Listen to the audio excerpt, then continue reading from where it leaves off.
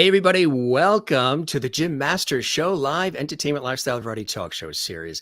How's everybody doing today? It's so nice to see all your smiley faces, literally from all around the world. Our series, our entertainment lifestyle variety talk show series, has an international audience. We broadcast here from the United States. We're in the New York area, actually, New York City area along the southern New England coast between New York and Boston. It is a bright, sunny, beautiful day here, about 72 degrees. And it's bright and sunny in our studio, and we hear the weather's kind of nice over in Essex, England, United Kingdom. We've got a very special guest. The incomparable Jonathan Antoine is going to be gracing us with his presence, his wit, his wisdom, his musicality here on the Jim Masters Show live. Hey, gang, it's so nice to see you here. We welcome all of our Jim Masters Show Lovity family, our Lovity squad. That's the folks who watch our series all the time. We've done somewhere around 800 live episodes in just 2.5 years. For those watching for the first time, I'm an American television and radio presenter and host and personality here in the States. I've worked on television and radio, stage, and film for a long time.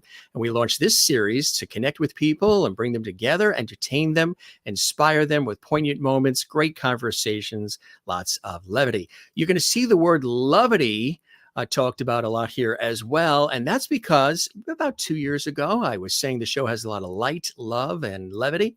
And I said it a little too fast, and out like magic, the word lovity happened. And then all of a sudden, the audience said, "We love that word, Jim. You're now Mr. Lovity. This is Lovity Hall. We're your Lovity squad. And the guests are part of the Lovity family. We love that." Hey, guess what? Some exciting news. Our JMS Lovities are actually mingling right now in the JMS Lovity chat room with the Fantoines. Yes. And that is, of course, the real fans of Jonathan, which we all are, of course. So welcome, Jim Master Show Lovities. Welcome the Fantoines from joining all around the world. It's so nice to see all the energy. We love having you here. And we're going to welcome Jonathan in just a second. First, wanted to let you know a couple of quick things. If you would like to comment while the show is on live, and you'd like to comment in our exclusive JMS Lovity chat room. Yeah, we've got a chat room too, and it's open, and there's a ton of comments there. Thanks for the enthusiasm, everybody. We absolutely love it. If you would like to comment, subscribe to our YouTube channel, Jim Masters TV. It's free, costs nothing. And one of the exclusives is you get to comment in the JMS Lovity chat room. Say hi to each other, welcome each other. A lot of people do that. Sometimes they exchange recipes and show kids pictures and whatever else. And we might even sprinkle a comment or two live on the screen right there during the show. Yes. So we're very interactive. It's a warm conversational place, and we hope you'll join us regularly. So we welcome all of our fans, and we also welcome Jonathan's fans and family and friends. We've got a lot of mutual friends. We were talking, Jonathan and I, backstage. You know, we do a little chat before we go live on the air, and we were chatting about some of the folks that we know, and we do have a lot of mutual friends, which is extraordinary. And I'm English on both dad and mom's side. The Masters family, they hail from Yorkshire. Yes. And well, let me tell you, if you're not familiar with Jonathan, oh, you will be by the time we wrap this show. Welcome, everybody. Nice to see all of you. Some of you are dressed to the nines for our episode. Some of you are dressed casual, and some of you, you're just here because you love it, and we love having you here. So thanks for joining us. Jonathan is amazing. Singing sensation, classically trained British tenor, humanitarian. He's an artiste on many, many levels. He cares about people. He loves what he does. But what I love, and I know many of you do too as well, is he's real. He's authentic. He's approachable. He's funny. He's witty. You know, with his extraordinary background, one would assume that, he might be sort of standoffish or aloof with this incredible talent and background. Absolutely not. And we absolutely love that about him. He's truly the real deal. And to have him here on our show is a great honor and a pleasure. Let me tell you a little bit about him for those of you who may be familiar with him and just need a little reminder, or you're learning about him for the first time. He was first introduced to the world at the age of just 17 on the incredible show Britain's Got Talent, and that became the world's most viewed television audition of any performer in history. Yes, Jonathan truly is a beloved global sensation with legions of fans from all around the world. And as the show's finalist on Britain's Got Talent, Jonathan's career then was launched with 2 chart-topping classical albums in the UK and a global viral following that helped him become the youngest tenor to achieve, now listen to this, a #1 selling classical album. He's recorded 6 hit albums. He's performed to enthusiastic concert audiences all over the world and absolutely loves doing that. And he is widely considered to be one of the world's greatest living tenors. Yes. At the age of 25, he returned to the scene with yet another fabulous #1 hit, his album Going the Distance, and he's received tremendous accolades for its premiere concert television special as well, which was on PBS here in the United States. Got a chance to work with some extraordinary people. His first ever Christmas album, Christmasland, debuted worldwide on December 4th, 2020, and was followed up with a deluxe version with new tracks as well in 2021. And with a magnificent track list of universally beloved classics, his foray into the world of Christmas music is a fabulous family favorite during the holidays and has been and will be for years to come. He truly is an extraordinary person, and I like the fact, we'll talk a little bit about it too, about his humanitarian work. Here is some of the incredible shots from that very important time in his life when Britain's Got Talent was front and center. There he is, of course, with Charlotte, which you guys know, I'm sure, as well. We'll talk about all of that coming up. Here are some more fabulous shots from that very important time. Again, I know you guys are loving all of this, as are we. He truly is, again, a gifted soul with a big heart. He cares. If you've ever heard him sing, the roof usually comes off when he does. And he brings tears to people's eyes because you know why? They know he cares. They know he loves what he does. He's got the dramatic flair. He's teamed up with some of the most extraordinary people like Diane Warren, my dear friend, Greg Field, who is actually watching right now from his home in Los Angeles with his lovely wife, another dear friend, Monica Mancini, daughter of Henry Mancini. They're watching. So we say hello to Greg and Monica. Countless music. We're going to talk about all of it here on the show. It's just really so cool. So that's an intro for you, huh?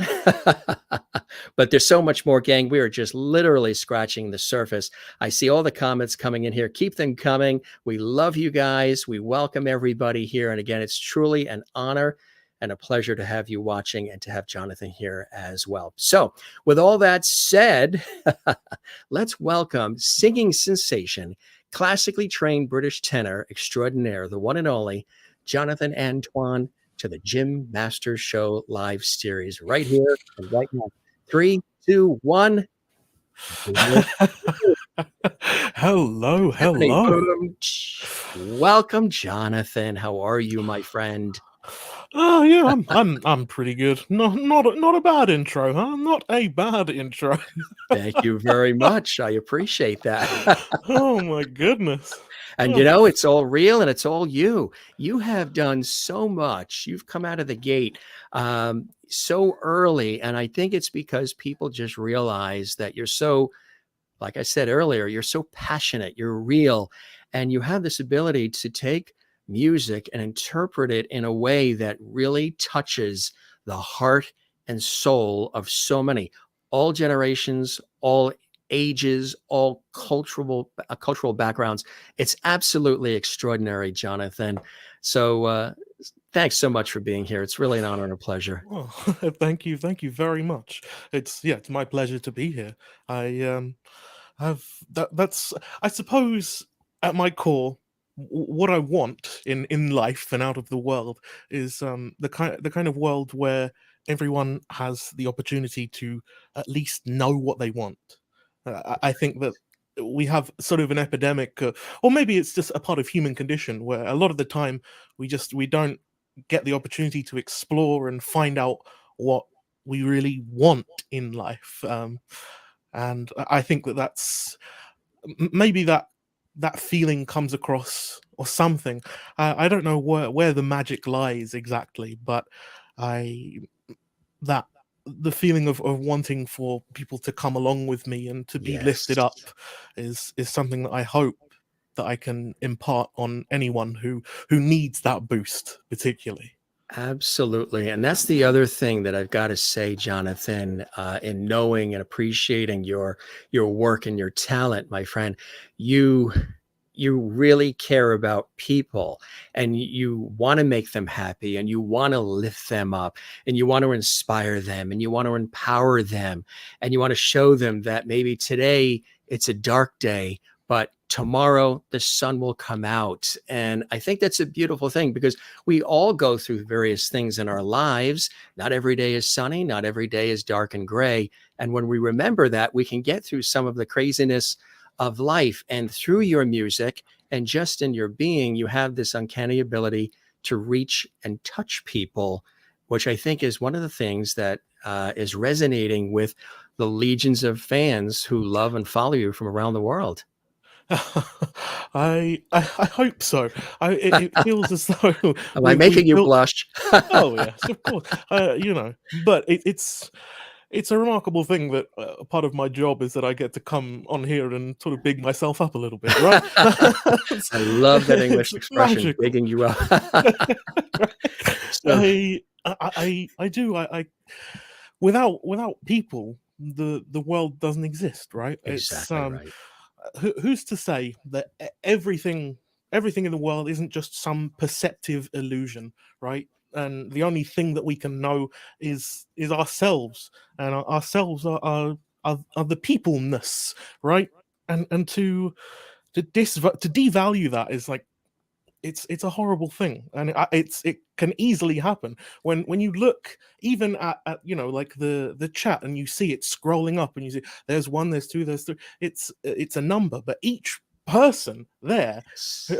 has gone through this entire journey of their life, and it has led them to that point where they're on whichever device typing this in this chat. It's such a bizarre ha- shifting of happenstance. I find that immensely, incomparably beautiful, and so like Yes. establishing those sort of relationships of just trying to understand how a person goes from point A to point B is or it's like it's a life's work. You can get lost in that for forever. Absolutely, my friend. Early on, we all have our own inspirations. We have our own, things that sort of motivate us. Early on for you, what were some of the inspirations, even before Britain's Got Talent and just getting out there and starting to record and make those connections? Early on as a kid, was your home filled with music? Were you inspired early on? In in a sense, never sort of the music that I have gone on to produce, but yeah, there was always music and entertainment and levity in our household. Absolutely, I would say. I've always had a very encouraging family who've not pushed me, but have been open to the idea that perhaps I wasn't going to become a banker or something profitable. But um, you studied art too. You have an artistic sort of background, right? um, in the perhaps the shallowest sense, I did I did some time at the Junior Royal Academy, which was it's a weekend thing, so not a sort of sanctioned school thing. And I did singing lessons at school, but I dropped out before university. I never went to university, college, or any of that, and that's so I'm sort of I'll always be a bit on the fringes, perhaps, and I kind of like that.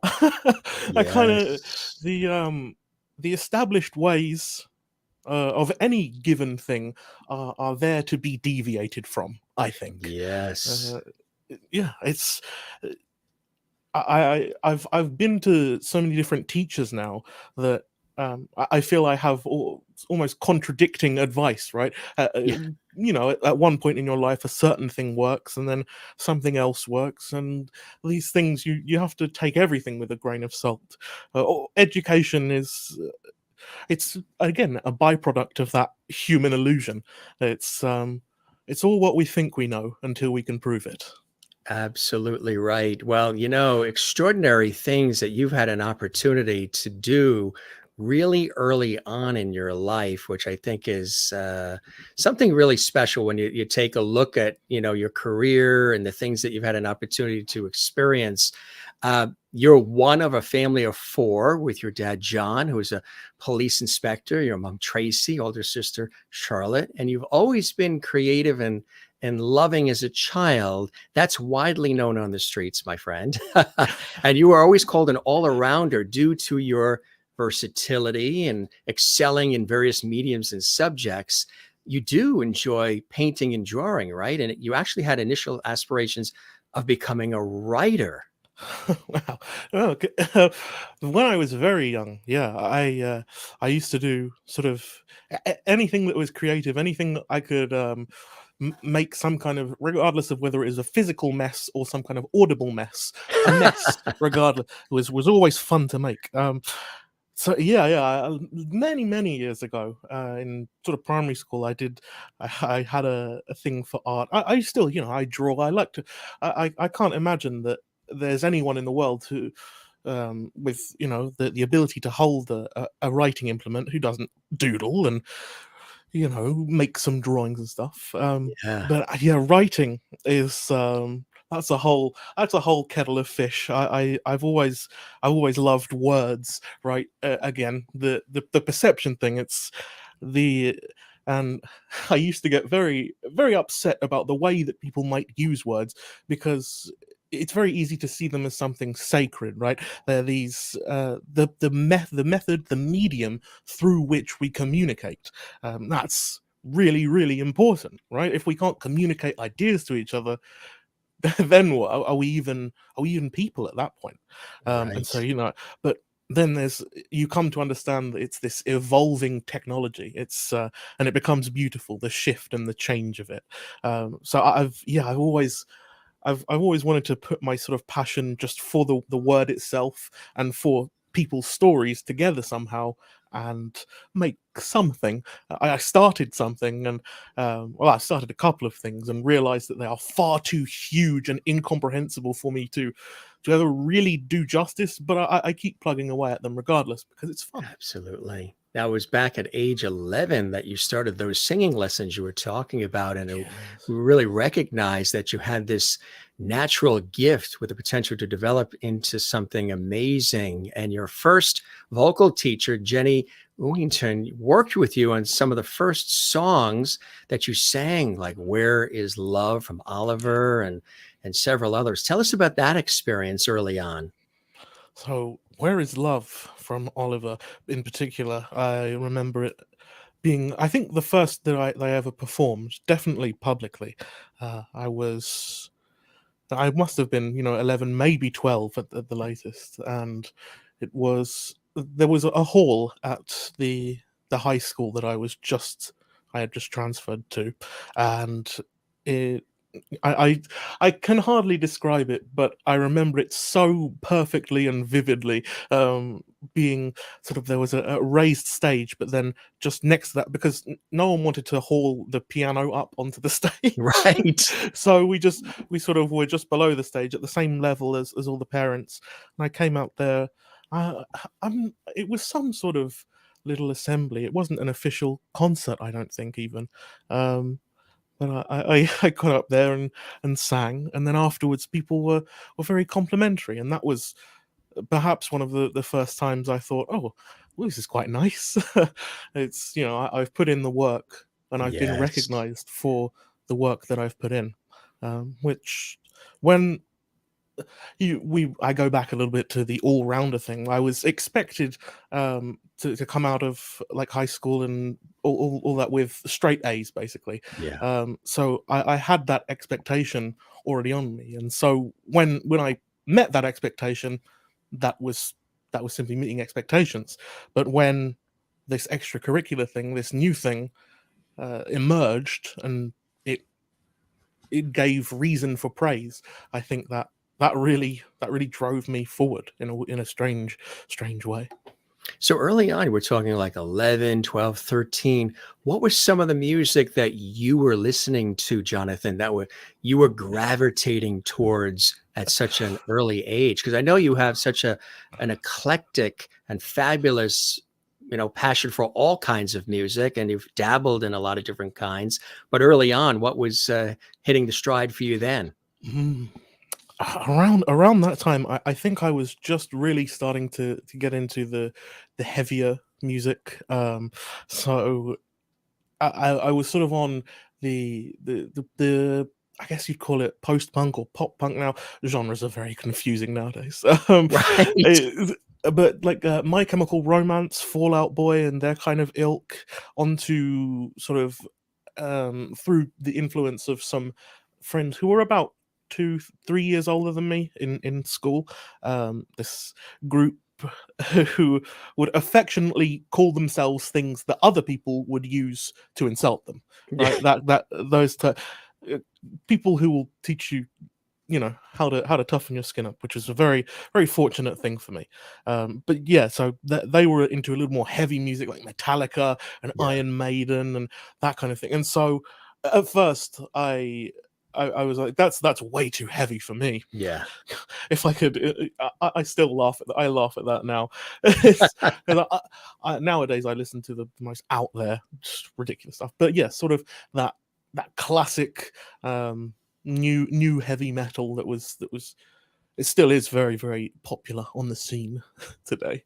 Yes, absolutely. I mentioned the age of 13 too, because that's another pivotal time because your voice sort of broke and you went from singing soprano to that rich, beautiful tenor. And you were newly emerging tenor, and your voice was displayed to all when you sang Bring You Home at the Stratford and East London Music Festival and garnered the Young Musician of the Year award and title, which you won in 2010, which was extraordinary. I mean, what was that feeling like for you, Jonathan?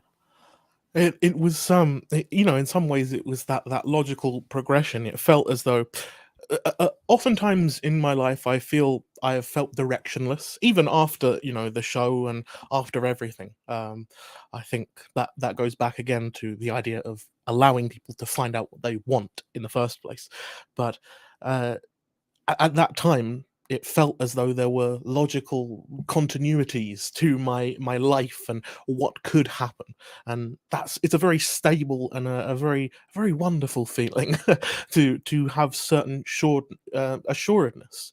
um you know i I knew I had something, but I didn't know what the sort of extent was. And to take it out more publicly, I did a couple of the little festivals in and around Essex, and to have people again reaffirm this hard work that I've put in, it is life affirming, absolutely. And so I felt that drive, that desire to pursue it, to pursue that that positive reaction, because there are so many things in this world that can make you so very negative. Yeah. It's so easy, particularly with the advent of the internet, to Yeah. go on Twitter or whatever and see like, oh, this horrible, awful thing has just happened. And as callous as it might be, um, particularly for things that I would say it- bring forth hatred, and that Yes. is a very powerful and destructive word. Those things that would cause you to feel that, I think that it is almost always best to banish them from your mind, because things you give things power through hatred, undoubtedly. If you will, go out of your way to avoid someone on the street. You are giving them a birth, a literal, like a representation of the power they have over you. So yeah. That's incredible. I just love the way, and I know our viewers are the Lovities who watch our show, the Fantoines who are commenting. They're all, sort of immersed with each other here too. And I think that's a wonderful bridging of people. So we welcome everybody. And I love your outlook. I love just the way you think about things and you sort of dig deep a little bit. There's another thing here, and not to roll out just all of these fabulous accolades, but there are many and they're all well earned. So you just sit there and I'll say them. You were also offered places at 4 junior departments of the London Conservatories following audition, and you accepted a place at the Junior Royal Academy of Music with Sarah Reynolds as your voice teacher. Tell us about that experience and that selection for you. So I briefly mentioned this before and downplayed it a lot, but it was. I will clarify that I got 4 acceptances, and the total number of conservatoires in London is 4. That is, I know you're humble, but that's amazing. I don't big myself up very often, but I find that quite a testament to this day. I think that's a very, very wonderful thing that came about. But Sarah is and was a treasure, much like Jenny. Actually, I've been very fortunate that I've never worked with a singing teacher that I didn't like, and I wouldn't either. Again, it goes back. It's not worth wasting your energy working with people that you don't like and that don't like you. And so when you find people that you like, it is imperative that you hold on loosely, I think is the thing. But Sarah, like, she was my therapist at times.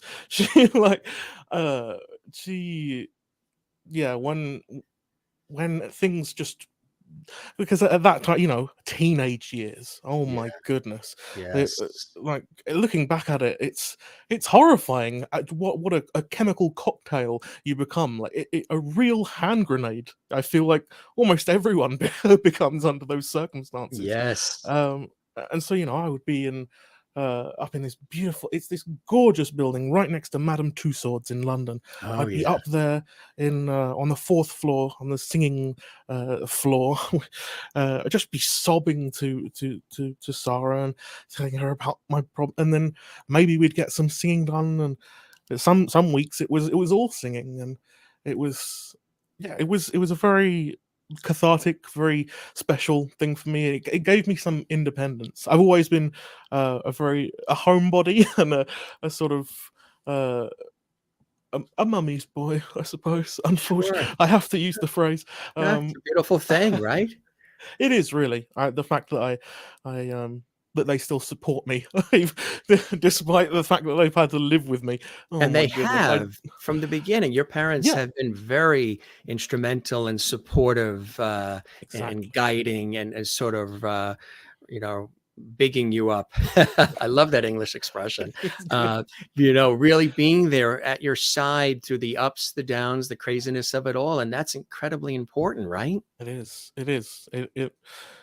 Having that support system is, it meant that it wasn't just the creative aspect and going, having that freedom.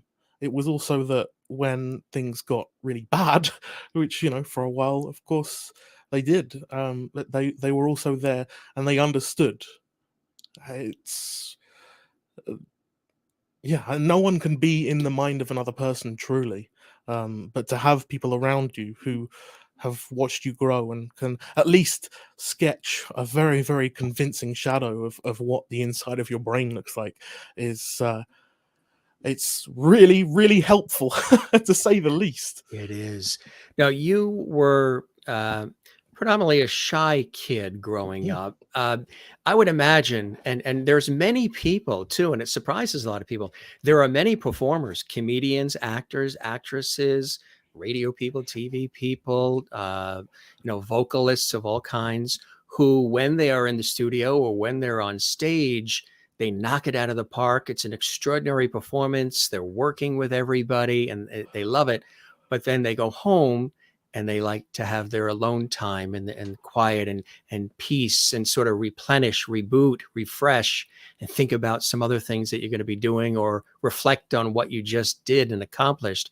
For you, would you say that the performance, the singing, all of this has been also therapeutic in that way, overcoming the shyness for you? I think so. I think it certainly must have to, looking based on the results, it certainly must have.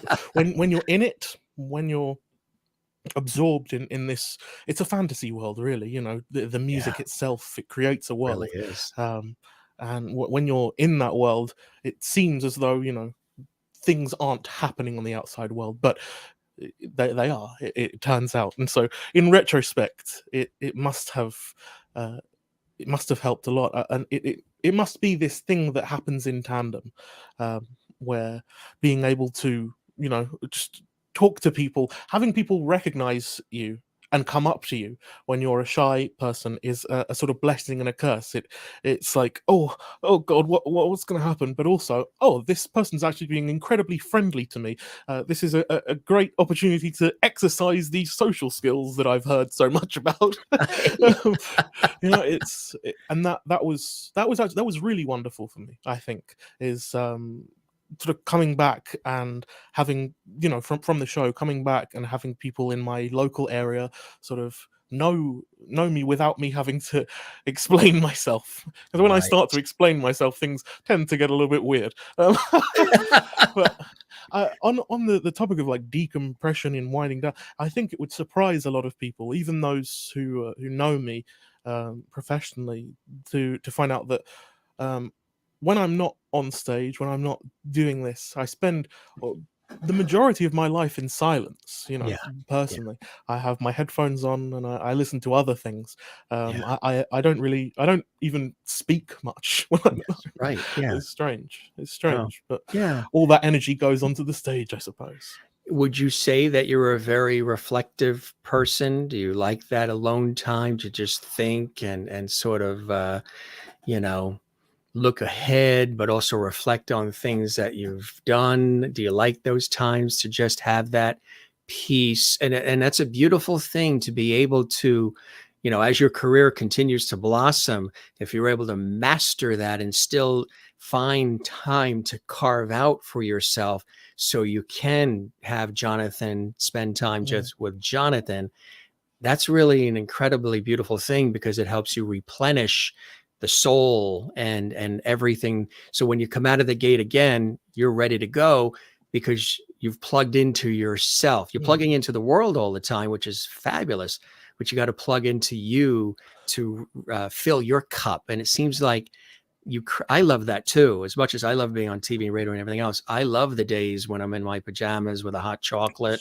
and I'm just watching TV or whatever, listening to music, writing, and just make it, a nothing. The phone isn't ringing. There's no emails. There's no text. There's nowhere to be. There's nothing that you have to do. And it Mm. seems like you really crave that.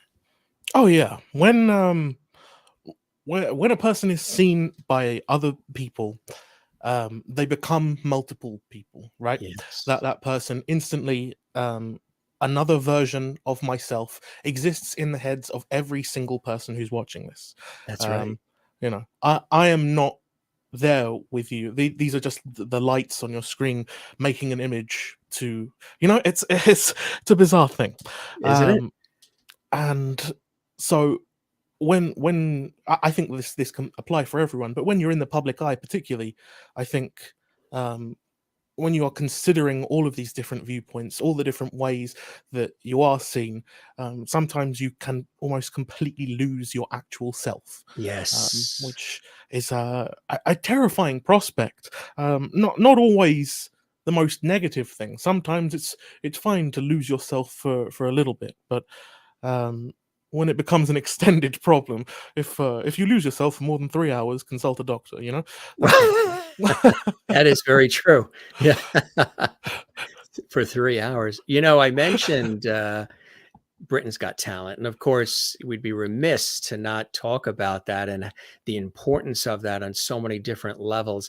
How did that opportunity come your way? Was it something that you had dreamed of doing, something that you guys wanted to pursue? How did it actually come to fruition in the beginning for you? Well, I was in a pretty dark place, I will say. I had dropped out of school, as I sort of briefly Yeah, mentioned earlier, and that's uh it was one of those times where I didn't see that through line. I didn't see what was on the horizon, or across any horizon in particular, yeah, which is a horrifying prospect again. yeah. Um, and so I get a BlackBerry message, um, which dates the story considerably. Uh, gosh, I remember those. No, I get a Blackbird. BlackBerry message, and it's just, do you want? I'm going to apply for this show anyway. Yeah. Should we do it as a duo? It was caution to the wind, one might say. It was, um, what do I have to lose? Absolutely nothing, from my perspective. And so caution was thrown to the wind, and it seems nothing was lost, which is No. nice. Right, exactly. How did you and Charlotte initially meet? It was well before, Britain's Got Talent, right? Mm. We both went to the same high school, and after GCSE, which is a, a British thing, I think. I'm pretty sure. It's you pick subjects, and we picked basically all the same subjects: music, drama, economics, statistics. I think statistics was, I had to pick it. That's definitely the odd one out there. Or maybe it was English of some description, English language, and regardless, we had all the same classes. And for music class, your GCSE, you do performances, and one of those is ensemble performance. Yeah. And you can arrange that however you like. You can have an entire choir, you can have, a band, or what have you, and it just seemed to make the most sense to put the two of us together. Um, it was a suggestion of Miss Jeanette Brown, who lovely teacher at West Hatch, and yeah, we recorded. I wonder, that version probably still does exist somewhere. Actually, we recorded a version of, I think it was the prayer, Yeah. in Yeah. 2010 or 11 maybe. And Yeah. yeah, so that's a bit of curious lost media that someone might want to have a look for. And that what a great song to select when you had an opportunity, when they said, "Okay, we would love for you to audition and get on the show." That's a big moment in one's life, the exposure, the pressure, all of it. What was it like for you? How did you work through it? How did you deal with it all?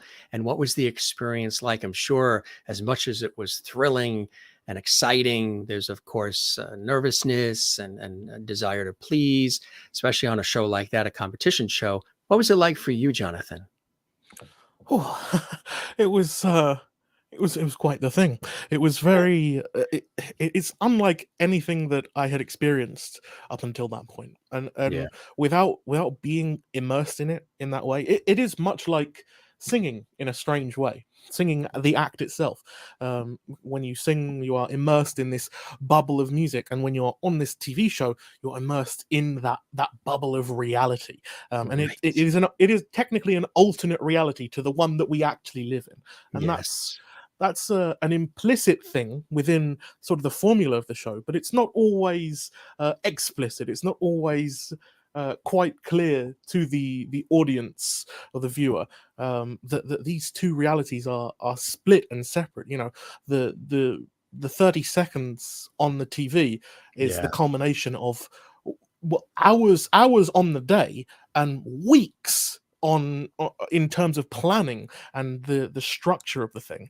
It is a meticulous, beautiful, well-oiled machine, that could potentially swallow you up and chew you up whole if you allow it to. I think a lot of my not coping mechanisms, but sort of just ways of keeping sane in the long pauses, or was just I've got my music. I just keep myself out of the way. It's again that self reflection, and I feel my brain works a little bit like a tree or a lightning storm, where things just branch off like crazy, and it becomes Yes. very very difficult to get the words out, to get them out quick enough. And so being able to just take a step back and kind of remove myself from the chaos is very, very helpful for me. Even before Britain's Got Talent, you joined the opera and were cast in the production of Rain Dance, which you performed at Riverside Studios in Hammersmith. That's quite an accomplishment for one in the first year, huh? I thought so. This is another. It's wild that I've done such crazy things like since the show, but it feels as though some of my proudest moments are before then. Perhaps it's something, having that platform, it makes you feel like you're doing a bit less of the work. But regardless, Rain Dance was so cool.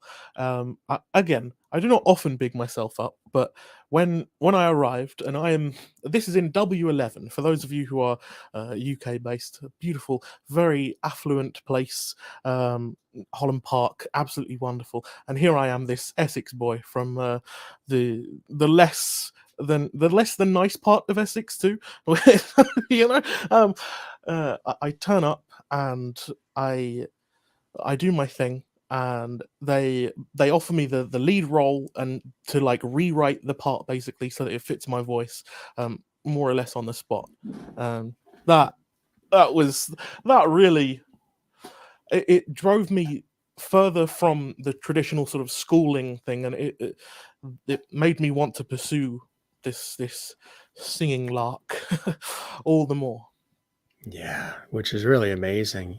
You also have this love of drama, which allowed you to shine one of the leading roles as the villain Tao. In 2011, you sang as a solo performance, the Bach version of Ave Maria at the Royal Festival Hall in London as part of the Rotary Youth Makes Music event. What, what was that like? What a great version, too. Oh, thank you. It was remarkable. There Yeah. were as a still fairly ignorant young man at the time, there was quite a short list of places that I still wanted to perform. I now realize how short-sighted that was. When I've not even been to every continent yet. That's another project for another That's on day. his bucket list, yes. It is. I'd like very much. So if anyone is in Antarctica at the moment, do let me know. That's what I always say. If we have any viewers in Antarctica, call your cousin, tell him we're on the air right now. So I like the cold. I really come do. to Antarctica. But so that being in these prestigious places, I always find it quite funny. So sometimes the most prestigious places have the most normal dressing rooms. Yes. If people only saw what backstage really looks like sometimes with the wires and the flats and the woodwork and boxes and It is like the workings of the machine, quite literally. yes. In some cases, the places that have got the old fittings and raising the curtains, and it's all these pulleys and things. That's a bit of magic to me. I think being even if it means that you're in sort of a 5x5 and you've got a half-hour walk to the nearest bathroom. It's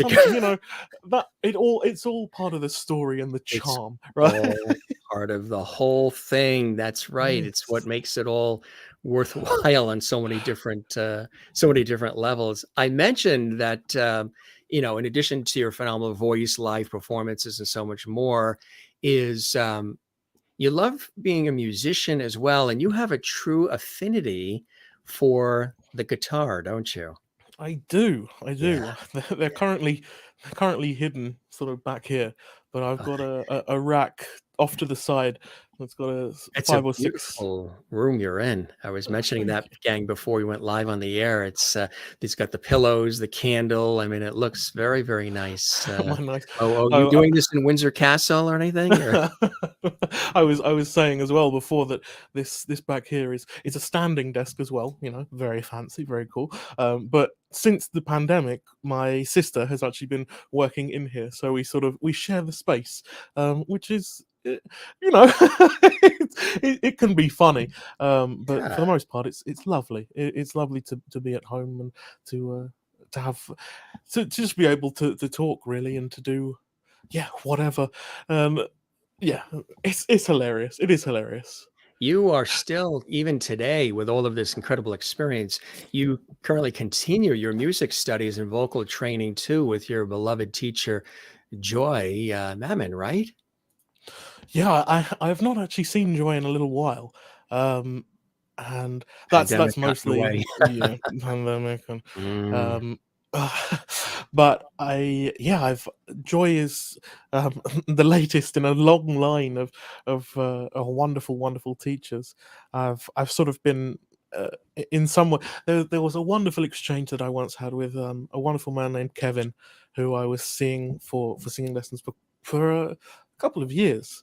And at one point he said that there's really nothing more I can do for you. And so in this very and this was before the reboot of Star Wars, so I must say, in a very right, Jedi-like way, he right. passed me to his master, right? And that was very magic. That's a magical thing for me.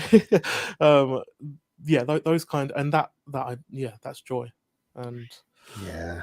she's sung with Pavarotti, and she tells me stories about him, and how much trouble he was, and it reminds me of myself.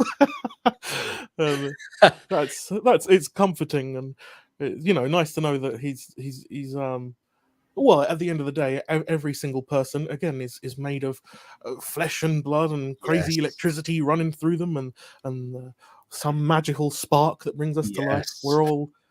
We're all living on the same ball of dust. You and I were talking about that. We all bleed red, and yes, and Yeah. I say often on this show and in my professional work, kindness and empathy and all of that is such an important part of the human experience, and we need to come back together. We need to get rid of the divisiveness and all the craziness and come back together, because the world spins a lot smoother on its axis when we're all creating, collaborating, celebrating one another's accomplishments, bigging each other up, as you say, and also just enjoying the simple things in life. Those are the things that truly matter most, with Yes. empathy and kindness, right? And I know Mm. you're a big believer of all of that. Absolutely, and I think I've been trying for so long, and I am absolutely not a smart enough or learned enough person to fix anything really, on the large scale. But I've been trying to sort of diagnose why is such a massive divide so present. It's an incredibly complex machine. All of these mechanisms working for and against one another, and the sort of sine wave of culture where the counterculture is subsumed by culture itself. I wonder if you know everyone on every side is really fighting for the human experience, and that like joy, uniqueness, and that specialness of being what we are and who we are. And it's those ways that the ways that those things express themselves that creates this divide. I think that if perhaps people already do realize it, but I think perhaps some in some cases, if people were to realize that those who are fighting on the other side are fighting really for the same thing as them, they're just going about it from the back way. Maybe we would have a little more understanding, at least. I think. I agree. One of the things that also makes things, we'll come back to this extraordinary musical career in just a second. But what I also love too is you seem to have a green thumb with gardening. I've seen some of that, and you love animals. And if you want to have anything balance things out and sort of smooth out the rough edges of life is, and I tell people, even when we were in the thick of the pandemic, get out to nature, go to the ocean, go to the mountains, surround yourself with nature and animals, and you have a real penchant and passion for that, my friend. Who do we have here?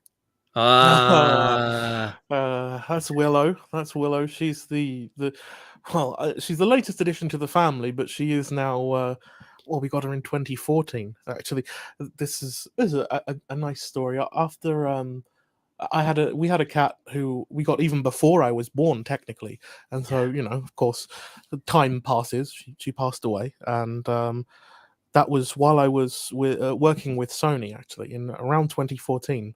And so one morning, I'm awoken and told that we're going somewhere, and I have absolutely no idea where. And I'm pretty much like that in general. If Yes. I'll go, just tell me where to go, and I'll turn up. And we reach a place called Battersea, which I only know one thing that exists in Battersea, and it's Battersea Home for Cats and Dogs. There are a lot of things that exist in Battersea. I'm sorry, I'm very don't come after me. I'm joking. Right. I'm joking. And so it turns out that Sony have provided us with a new cat, and at first I was so worried because she's skittish and nervous, and she was hiding away from me and didn't want anything to do with me when I was actually there. And so that I'm thinking, oh goodness, this might not work. Did you start to sing? That won her over? It took a little while, but now, however many years later it is, it's 8, 9, 8, I think. She is happy and lovely, and she's loving, and it's been so spectacular to see that transformation happen. She still doesn't like to be held, as you can sort of see in that picture. Yeah, just like ready to wiggle away. Yeah, but she'll wiggle away, and then she'll just stand at your feet where she's wiggled to. She won't run away or anything. She's just like, I don't really want to be held. Just give me attention a different way. Look at me, but just don't touch. Exactly right. Exactly. That is funny. And we have now. Who is this? That's Pandora. That is Pandora, and she's.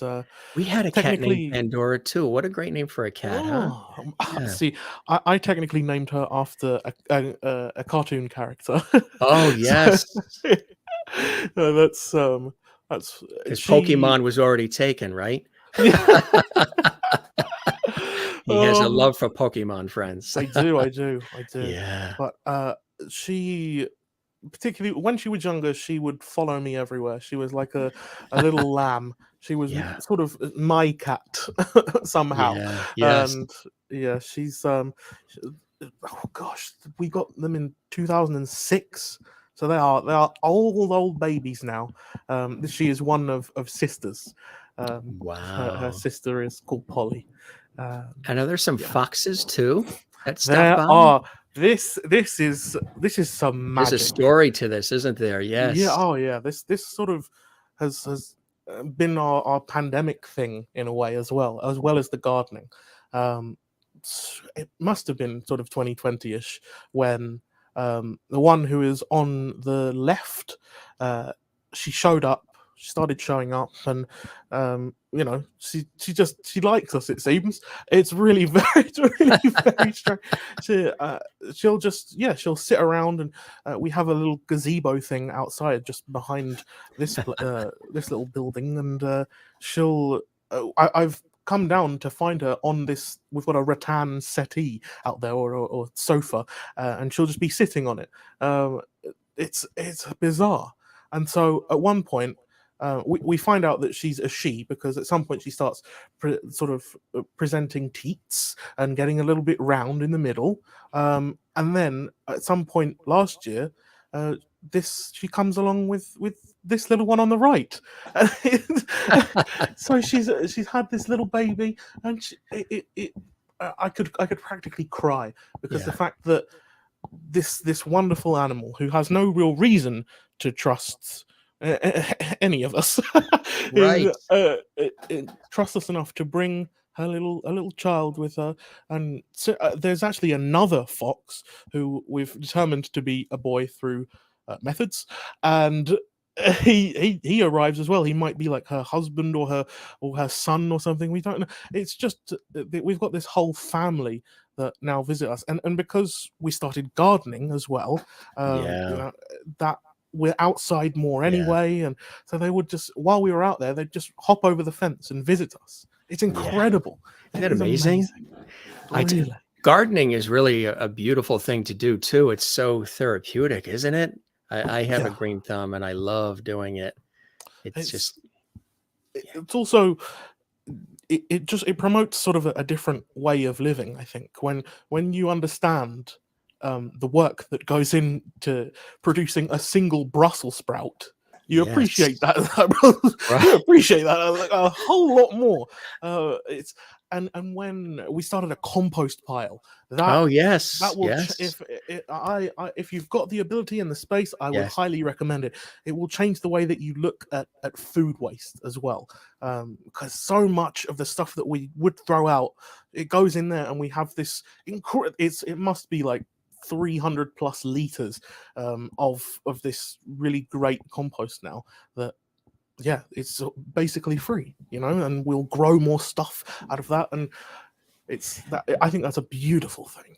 Gang, this is why he's such a real and approachable person. He can go from the grandest and most greatest of stages and be as comfortable as anything to his backyard compost pile and be just as comfortable and at home, right? That's that full circle living, Jonathan.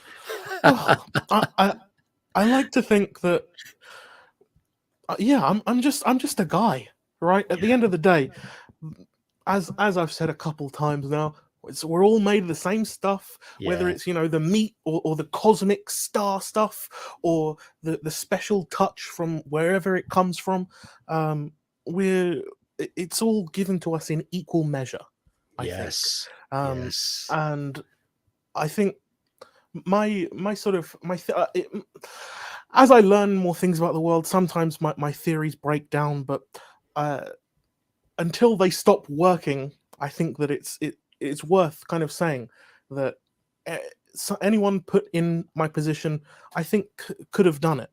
They Yes. could have overcome the tribulations, and I don't say that to belittle myself or to belittle any struggle that I might have gone through. I say it to raise up those around me, those Yes. who might think, yeah, he could do it because of X, Y, and Z. He could do it because of certain things about him. No, everyone has the ability to overcome the struggle that they are in. That I think is, sometimes it gets misinterpreted, but I hope that people take that nicely. Absolutely. No, no, it's beautiful. It's so well said.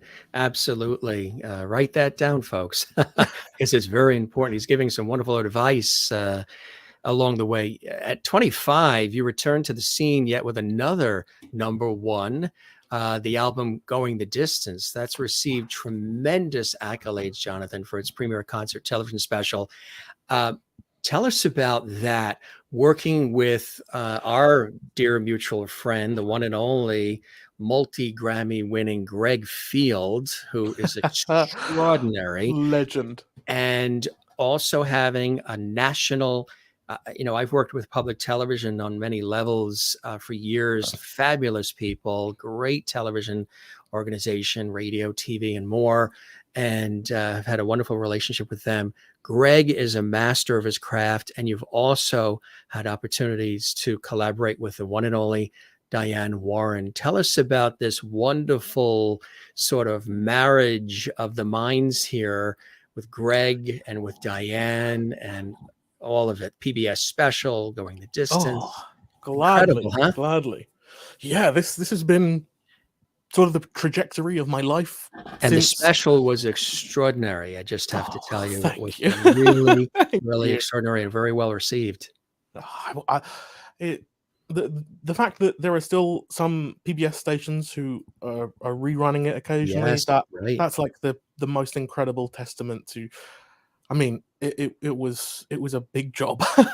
There are a lot of people involved. It was a big thing, and for it to work at all. How did it all happen? How did the pieces come together with Oh, PBS, Diane, Greg, yeah. all of this? I had a very lovely friend named Helga, who unfortunately has passed away, but she funded the whole sort of thing, and through a, a bunch of mutual connections, a bunch of interesting little wire paths and crossings, I was sort of recommended to Greg, and we hit it off pretty quickly because he's just that type of guy. He really is just that type of guy. He's Um, approachable, he's fun, he's the oh, real deal too, isn't he? legendary. He has you could look at yeah. I don't know how to express just how many stories the man has. It's incredible. It Yeah. is remarkable. Any name in the last however many years, and he can put a story to that person. It is remarkable, and I so was yeah, I was telling you, he just did the music. Well, yeah, he's always got his hands in everything, but he just yeah. did the music for the ABC television network special here in the States, celebrating the grand life of prolific television producer Norman Lear and all of his shows, All in the Family and Good Times, Jefferson's. Yeah. 100 years old, and Greg, music director, and crafted all that beautiful music, and it was perfect. He is a great guy, and to work with him, a pleasure. Yeah, huh? He just makes it easy, right? And Yeah, that's like, I mean, it's not just that. There's a lot of things. You get the full package when you get together with Greg, right? It's God, how do I even describe it? The full Monty. That's one good way. Yeah, yes. he's just a remarkable dude. A remarkable dude. I And I worked with him on a PBS special too, and it was fantastic. And seeing him do his thing, just really, really amazing. And then how did Diane Warren come into the equation? There you're talking about another extraordinary, beloved individual and multi-talented person. I'm having in this moment I'm having a hard time remembering what that first connection was. It may well have been that she just straight up sent me like an Instagram DM. Yeah, yeah, huh? In that Right. wonderful way of hers. She has the most spectacular, hilarious, and brilliant way of communicating. Look at her Twitter, look at anything. Yes. It's brilliant, and she carries that through to like her emails. It's so good. Yeah, she. I think at least that she came forward, suggested the song. I think, was it Compass we did for? Gosh, it feels like it's happened all so incredibly quickly. Right, Um, right. I've done quite a few of her songs now, and so the order, of course, always trips me up. Um, yeah, no, because we did Compass at the in the PBS special, of course. Yes. So that sort of established a bit of relationship. We had the sort of platform, and so she saw it and she enjoyed it. And we've just been either Instagramming, DM, or emailing, or what have you, occasionally since then. And so we kind of thought, well, let's actually do something. Let's put something together. We had that opportunity during the Oscars where Diane was unfortunately snubbed yet again, which I can't believe this. But she did get her honorary, which I still different topic for a different day. Never mind. We had the opportunity to do EOC, which was incredible during that Oscars moment, and so we were thinking, let's do an official project, and so we got together and we through Artist Share, this wonderful crowdfunding website, we are producing an album by request. Featuring music from her back catalogue and hopefully some new and fun things that people have not heard, or at least not heard the way that I'll do them. Right. I like the way you said that, the way I'll do them. Yes, with your own beautiful way of interpreting. You mentioned the single scene, this beautiful one. Mm, This here is something quite special, and you were talking about Diane. Now, this, let's see, the new version, of course, written by Diane, was for the Life Ahead movie, the film, yeah, right? And it yeah. was nominated, you mentioned the Oscars, for Best Original Song at the Oscars and won Best Original Song at the Golden Globes. Yes. How cool is that, huh? Yeah. I mean, it's just magic. It's a magical song, and it's just fun. Obviously the original version being in the movie, it was just funny that after all that had wrapped, Diane sort of came to me and she said, "Oh, I've just done this incredible song. Here, check it out." Right? Right. It's a very, you feel very special to get that. And yeah, I was instantly kind of taken by it. It's the English lyric is so powerful, and it it hurts, but in that beautiful and wonderful tragic way. And I got to experiment and try some fun and interesting things that I hadn't really done before, like harmonizing with myself, as I see some people in the chat pointing out. Yeah, I tell you, thanks to all of the, the Fantwans and our Gym Master Show Lovely, you guys are on fire. We love your comments. We're both seeing them, and thanks for the enthusiasm, and keep them coming. I want to just go back, rewind just a little bit Mm, with a couple of other things that you did with Charlotte, of course, together, yeah. and perhaps love. And with perhaps love, you touched upon, of course, the classical, but also pop as well. Do you Yes. enjoy dipping your toes into that genre as well, Jonathan? Oh, absolutely, absolutely. I think, with being sort of having a more, yeah, let's say eclectic. I'll borrow the word eclectic. An eclectic music taste. To be able to branch out from a particular genre, and to meld genres together, and have a little bit of fun with music, right? Sometimes when you do something established, you feel as though I must do this in this particular way, and there are particular things that people will be looking for. But when you do something new, when you are crafting this thing, you know already that it's not going to be for everyone. You know Right. already that it's really it's for you. All music that I've ever done has kind of been for me, but it's also hopefully people enjoy it, right?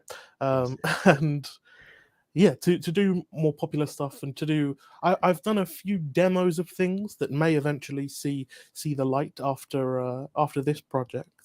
uh, God, after this project, I say, as though this project is, and there's still much to be done.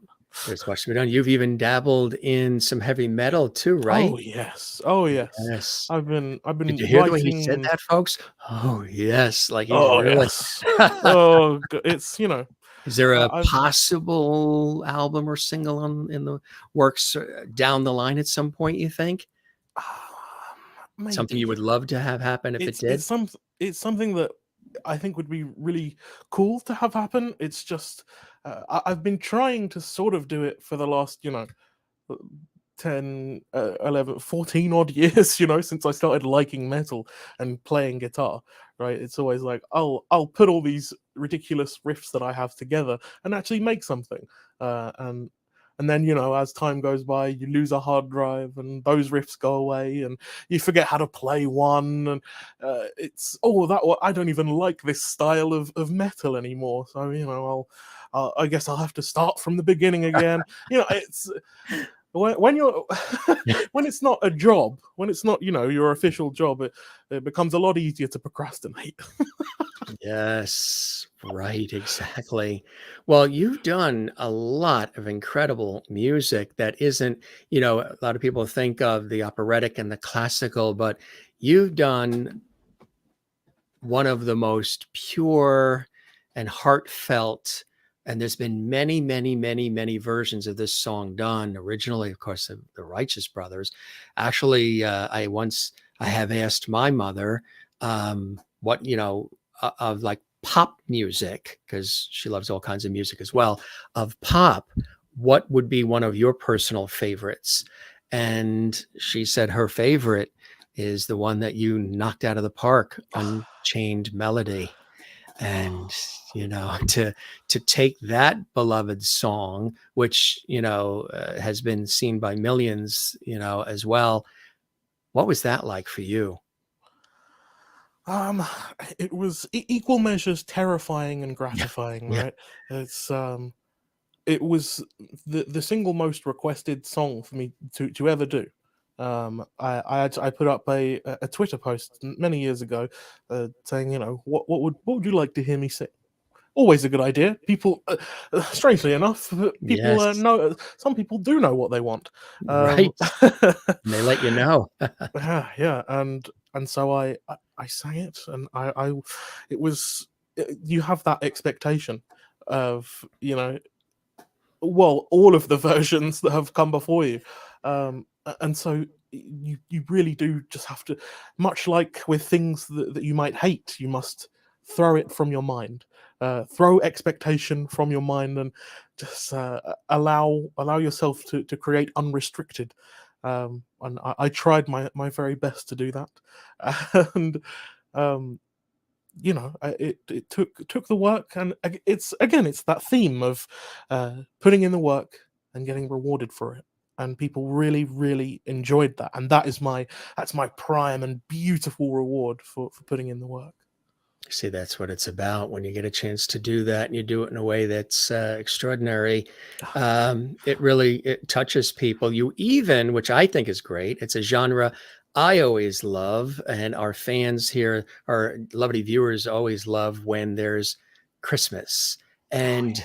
yeah, Christmas is such a beautiful time, and it's big in our family. We always fill our home. As a kid, we always had Christmas has always been big with the Yeah. celebration and honoring of it, and filled with music. And we have your fabulous music as well as part of our newer Christmas traditions. And I just love the name too, Christmas Land. Christmas Tell land. us, tell us about this. Tell us about the vision for this and the dream for this and how this all came to be. And it says, folks, if you don't have it in your Christmas collection, you got to add it. Very beautiful, uplifting, and moving renditions of spectacular Christmas material. Well, thank you. It's I am very much the same. Up until very recently, just because of being away and that kind of, we would always have a Christmas tree in the living room that take up about 40% of that living room. But Yes. you know, it's it's always been. I love Christmas. I love getting things. I love seeing people get things. The reaction that people have when it's just that right thing, um, is wonderful. And beside from that, for me, I'm always with my family, right? So Yeah. but the idea that so many people are getting together and they're seeing their families for the first time in maybe all year, maybe in a couple of years, on that particular Christmas is very magical, and that wasn't happening at the time because the pandemic Yeah. was Yeah. going. I like that. I had to steal that one from you. Absolutely. Yeah. It was going on. That's two. So you have that and you can have eclectic. And I stole big up. Yes, yeah. I'll come up with another one for you. Yeah. We'll trade.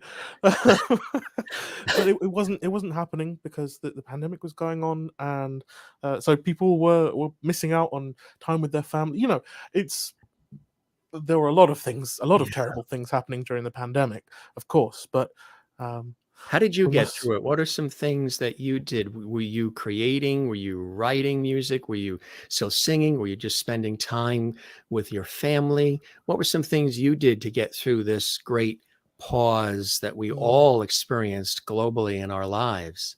Well, I was very fortunate that I had sort of the opportunity where I could still, in very safe ways. Actually, funnily enough, for one of the Christmasland recordings, I almost was kicked out of the studio because I'm generally a very warm guy, quite literally physical heat, and everyone was doing the temperature guns at the time, and so he put the temperature gun to my head, and I'm reading technically over because I'm just warm, and so he almost did Passion. not We let me call it in. passion. Exactly, exactly. I almost wasn't let in to the session. Plus, um, that but being able to have the opportunity to go and do that and to immerse myself in the idea of Christmas, even in sort of July, which is that's the You've got to always wonderful. be 6 months ahead. The Yeah, stores, the music always has to be made and produced 6 months ahead, so it's available at Christmas. yeah, and so it really, it was losing myself in my own Christmas land, perhaps one might say. That really did actually help quite a lot. Um, yeah, but it's also choosing where to fight the battles, right? There are certain things that you can't help. There are terrible things going on, and then there are the small ways in which I could affect people and help people Yes. who were going through a bad time, and that in itself is very, very uplifting, to be able to help others, I think. Absolutely. I just want to show a few more of the other works of art here. This one here, of course, Tenore, which of course in Hey, Italian means tenor. Tell us about this one for folks who might not be familiar with it, because our lovedies are very proactive. They're probably online buying everything, Jonathan Antoine, right well, now, thank or you. they will be. That's why they're lovedies. Thank you, thank you very much. Yes. But Tenore, we were very surprised that, well, at least when we Googled, no one else had put out a tenor album under that name, and it just No. seemed so obvious. Yeah, And so that was exactly. the title handled. Now we just had to do the rest of the work, right? There've been It's lots of amore, but not tenore. Exactly. Really, really. But this was my first solo album. This was after the duo split, 2013, 14.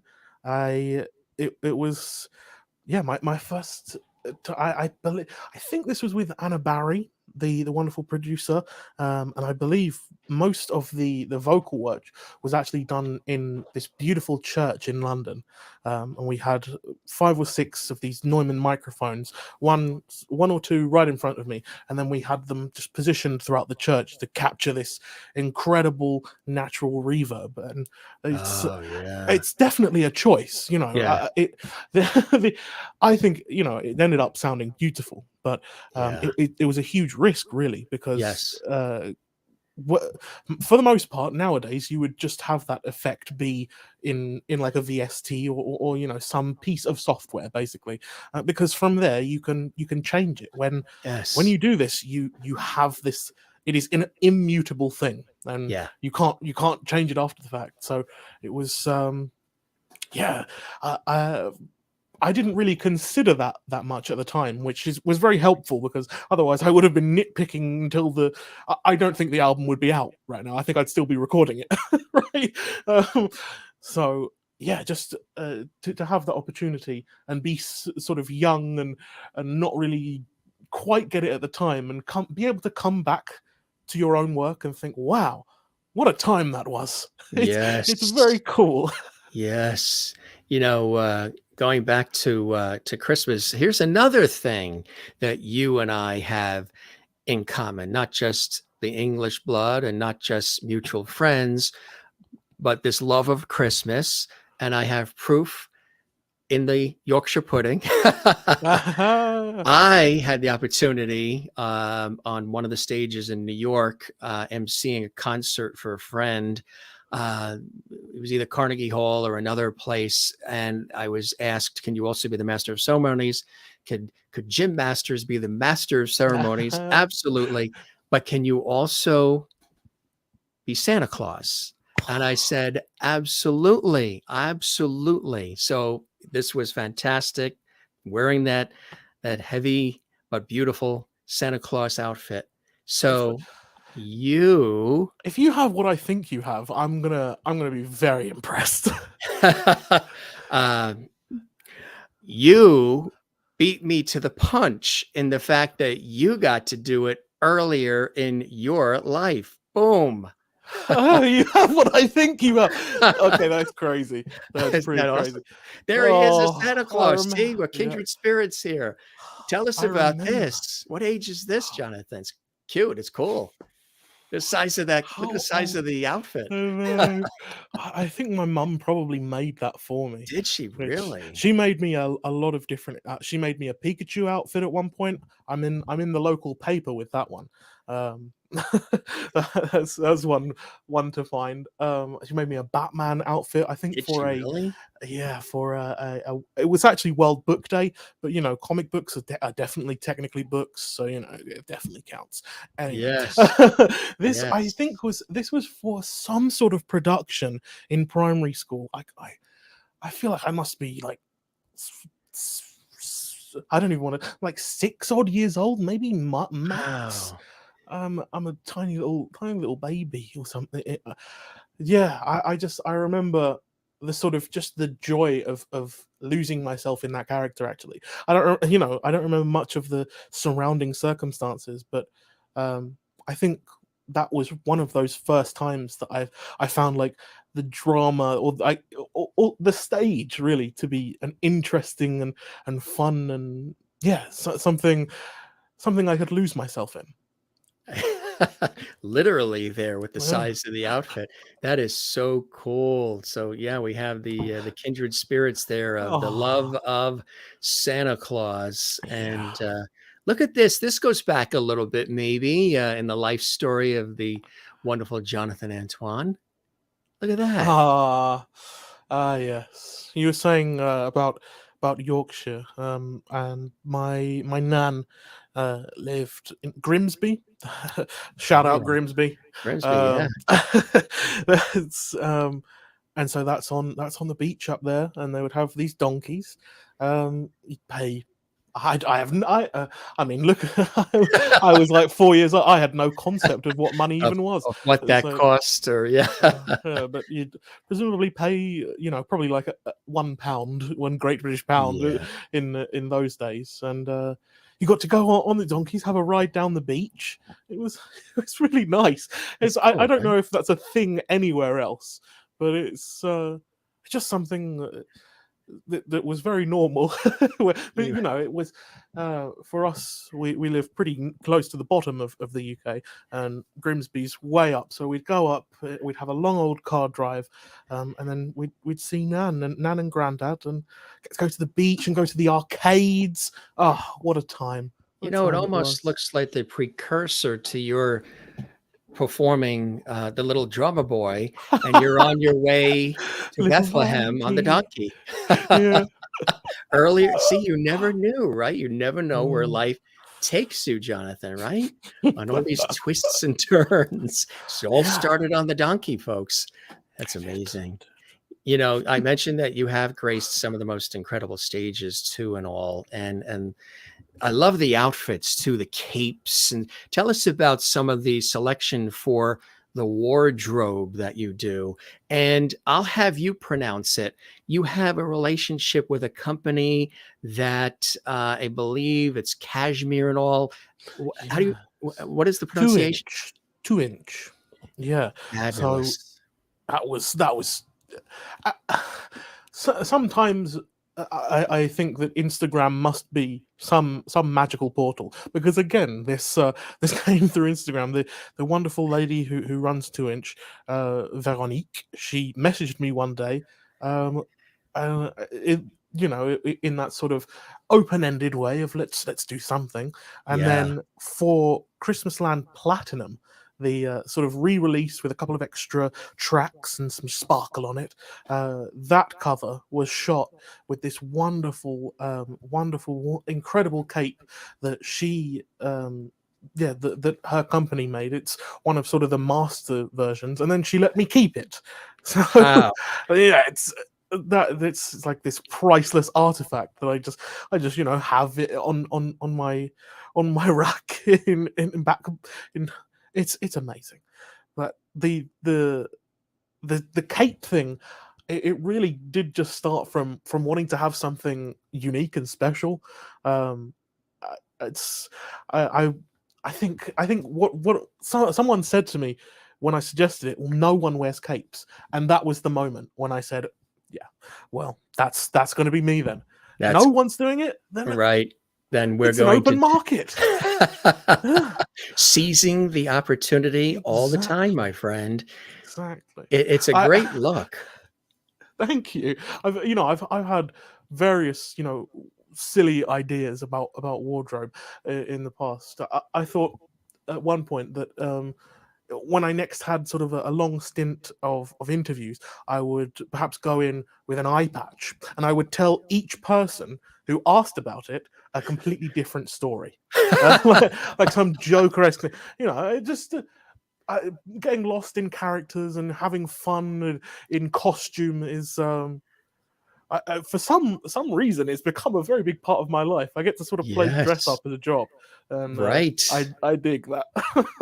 I was going to say maybe it came from, when mom made the Batman costumes and, Probably. there was sort of that touch there early on, perhaps, maybe. I think we laugh, but it's probably very, very true. I do remember losing myself in that character of being Santa Claus and hoing and feeling the jolly joy of Christmas time. And Yes. it really is. It's something that's just been in me Yeah. since I popped out. So- That's it. I tell you. This too, we were showing this. This just popped on a little bit. Tell us about this as well. Yeah, leader. That was sort of a little mini experiment almost. This was again for Helga. There was a song that I wanted to record for her basically, and so we needed an excuse to get it out there so that other people could enjoy it as well. Yes. And so this is what we did. We put together this little EP of songs, and that yeah, it was this vehicle, as sort of a gift to her, and with the German theming. It was, yeah, a special little thing. They're saying your mom makes capes for you and all, which She is such a does. So beautiful thing, the huh? the funny thing is, I wanted to start wearing capes just in my regular life, right? I figure that's cool. That's a fun. Someone might find that interesting. I find that interesting. Yes, Um, and so absolutely. mum took that very, very seriously and started making capes. And now, because she has made them, they are by that metric, they are my most valuable possessions. So I can't actually go out and wear them. Is there going to be a Jonathan Antoine cape collection maybe one day? Oh my gosh, that would be really cool. We'll see That them would be here in the very cool. States in the Smithsonian or perhaps Madame Tussauds when they create the wax figure of Jonathan at Madame Tussauds, huh? We'll see. We'll see. I'd love it one day. One day. One day. I'm saying it now. One day. Well, you know what it is, and you know this probably better than anybody else. You've got to believe. Like that Oh transition and goodness. segue there. Good one. Good one. Very good. So, for That those was not familiar with Believe, tell us about this, Jonathan. Yes, 2016 album. That was so my first solo album was with Sony, and then this Yeah. one was an independent venture, um, which was with the help of a man named Chris Broom, Oh, and yeah. he sort of put that together and contributed some songs to the record as well. This was my sort of, I guess, is it sophomore? Is that the Yeah, the sure. term? Yeah, Yeah. my sophomore solo thing, trying still very much to find my place, to find where where I fit in the Yeah. musical landscape, and I think you can see that in the range. That it's not totally bombastic. There's still quite some sense to it, where going the distance is it's pretty out there. We do some wild stuff there, whereas Believe is a little more tame, a little, Yeah. little more Yeah. trying to, particularly when I look back at it, I think of the cover, and I remember that lake, and I remember that I almost threw my shoes into that lake because So that was a real lake. That wasn't sort of green oh screen yes, superimposed. That was where yes, was that that is. shot taken?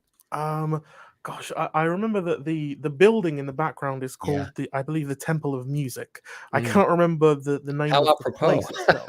I know it's wonderful, and I had sort of my back painfully wedged against this remains of a bridge that you can Right. see sort of just behind me. And I'm wearing these ridiculous. Well, they're very nice, but after a long day, they're solid leather, and so it starts to wear on you. And so I almost threw them right into the. I Yeah. pantomimed it, You and people got very, very concerned that I would actually do it. right. Even I have some restraint. It's been a long day for Jonathan, and things may end up in that lake. Things. Oh dear. Yeah, but when Uh, things get a little heavy and hot, or hot and heavy, as they say, you mentioned the gardening, and we talked about the animals and nature and love of family and the quiet time. mm, But I know, like you say, sometimes you could be hot in the studio and it's passionate. You could be hot in those clothes at the lake. I know a way that you like to just chill out, cool off, and just let it all. I like that he's saying, "Oh, what's next?" He knows, he's a man of style and class. He knows how to chill out, literally. oh yeah. Okay. I mean, after a Phew. long day, well, That could have been yeah, anything. That there could have could have been been any anything. other options, right? Yeah, yeah, it's a Oh, that's family show. But yeah. you look like you're in heaven there, huh? After Yeah. a long day, working hard on stage, in the studio, everything else, posing for the pictures, dive right in and just let those bubbles take over, huh? I've always loved the water. Being a big guy, being in the water is generally the best sort of exercise you can get. It doesn't put strain on your joints and stuff like that. But and yeah, it's wonderful. It's a wonder, that sort of weightlessness of being in the water, or that buoyancy.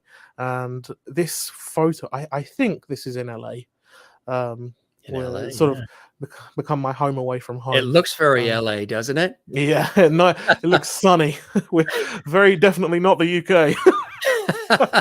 um, it's that is. I think I'm either just about to go on, or I just come off of a long stint of shows, and so we were in LA. We had some time. We had this beautiful place, sort of up in the hills, Yeah, and it had this jacuzzi, and it's just heaven on earth. yes. A lot of people say some things about LA. I like it. Hey, That's all no, I've got to say. you've earned it. You've definitely earned it, my friend. Who are some if we were coming over to your house and we were gonna go into your iPod or stereo system or maybe even boombox, all of which I have, Ooh. um, what would be in your player? What kind of music does Jonathan like to listen to? Ooh, so there's this band that well, I have multiple different music tastes. I like to think I have this super heavy, like always searching for like a +1 kind of thing, always searching for the next technical mastery madness, million beats per minute as fast as they can go, and everyone's fingers are flying off type of music. And then other things. um, I have a vinyl collection that has some the Hendrix in it. It's got My Bloody Valentine, um, there's a few more. Jeff Buckley, Grace, one of my favorite albums of all time, absolutely. And then the stuff that you'd find on my phone is very much different. It's a band called Archspire, who Oh are this yeah. Canadian. I just saw, as I said that, I see someone type it in the chat as well. Archspire, Yes. who are this Canadian technical death metal band who are just on a whole other level in terms of the technicality, the speed, and what they can do with their instruments. And I love that stuff. A lot of people, it would be basically toilet noise to them, but to me, to me, that is that's the Okay, premium we're going to steal that one as well. Toilet noise. We don't toilet use that noise. here in the States, but I'm going to start using that. What are you playing? That is pure toilet noise. Yeah, TN for short. TN. Translator's note. Toilet Um, noise. toilet noise. Write that down, folks. We're learning a lot here. That's so cool. And so you have that real eclectic. Isn't it great that vinyl is making a comeback? I have Oh yeah. a storage bin we pay monthly for that's climate controlled that has hundreds of sealed LPs, reel-to-reel tape, cassettes, CDs. I'm a big collector of vocal and instrumental music of all kinds, and we pay monthly to have it all preserved. And it's cool that it's coming back. I still have my turntable with this big speakers and, for that rich, full sort of analog sound. When I think we must always find the tiniest little silver linings in the worst times. When my nan passed, my grandmother, Yeah. she left us quite Collection. not millions, but a nice, lovely collection of things like Mario Lanza, Nat King Cole, Yeah. beautiful stuff.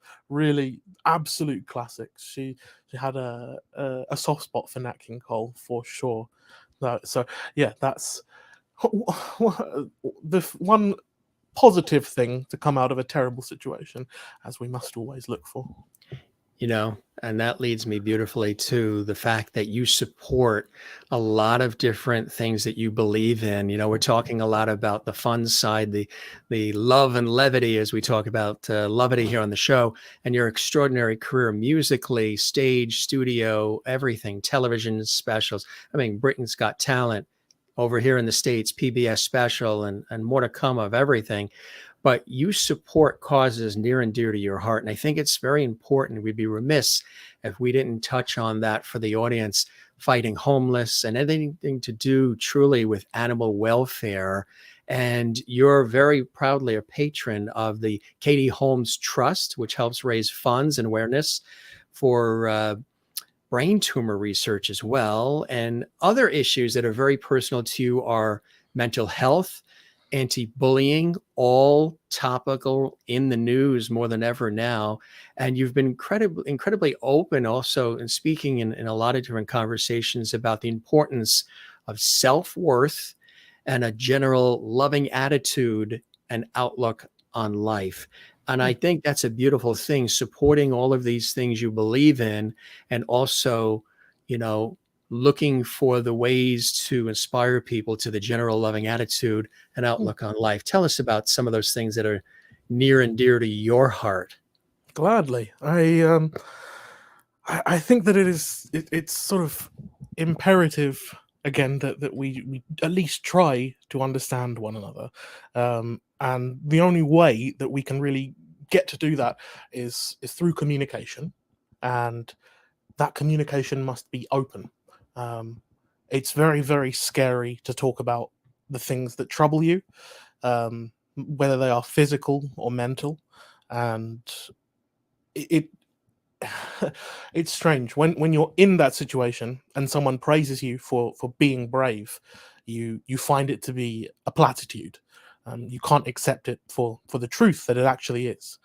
um, I think that's another epidemic that we're going through today, is that people are not able to see themselves, the shadows that others sketch of them, that create this beautiful, vibrant character that exists outside of your own head.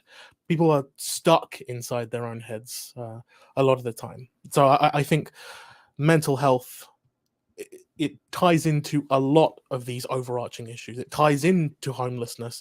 It ties into bullying, of course, on both sides, not just on on both sides.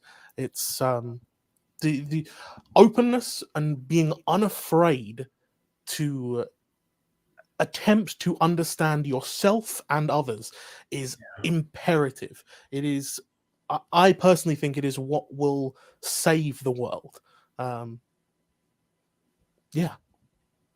It's so true, right? Exactly. Giving back is something that is imperative, isn't it? On many different levels to be able to do that, and when you get a chance to do it, and you do it in a way that really is life changing for people, it's full circle because it fills you up as well as you're doing it, doesn't it?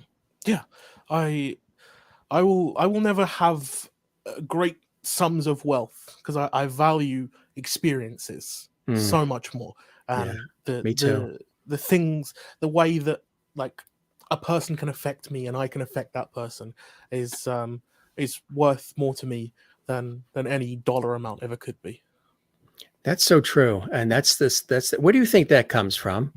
That understanding, that, some of the things that you're saying are so wise and usually come later in life, when you've been through a lot of incredible things in your life in a, compact time with much more to come.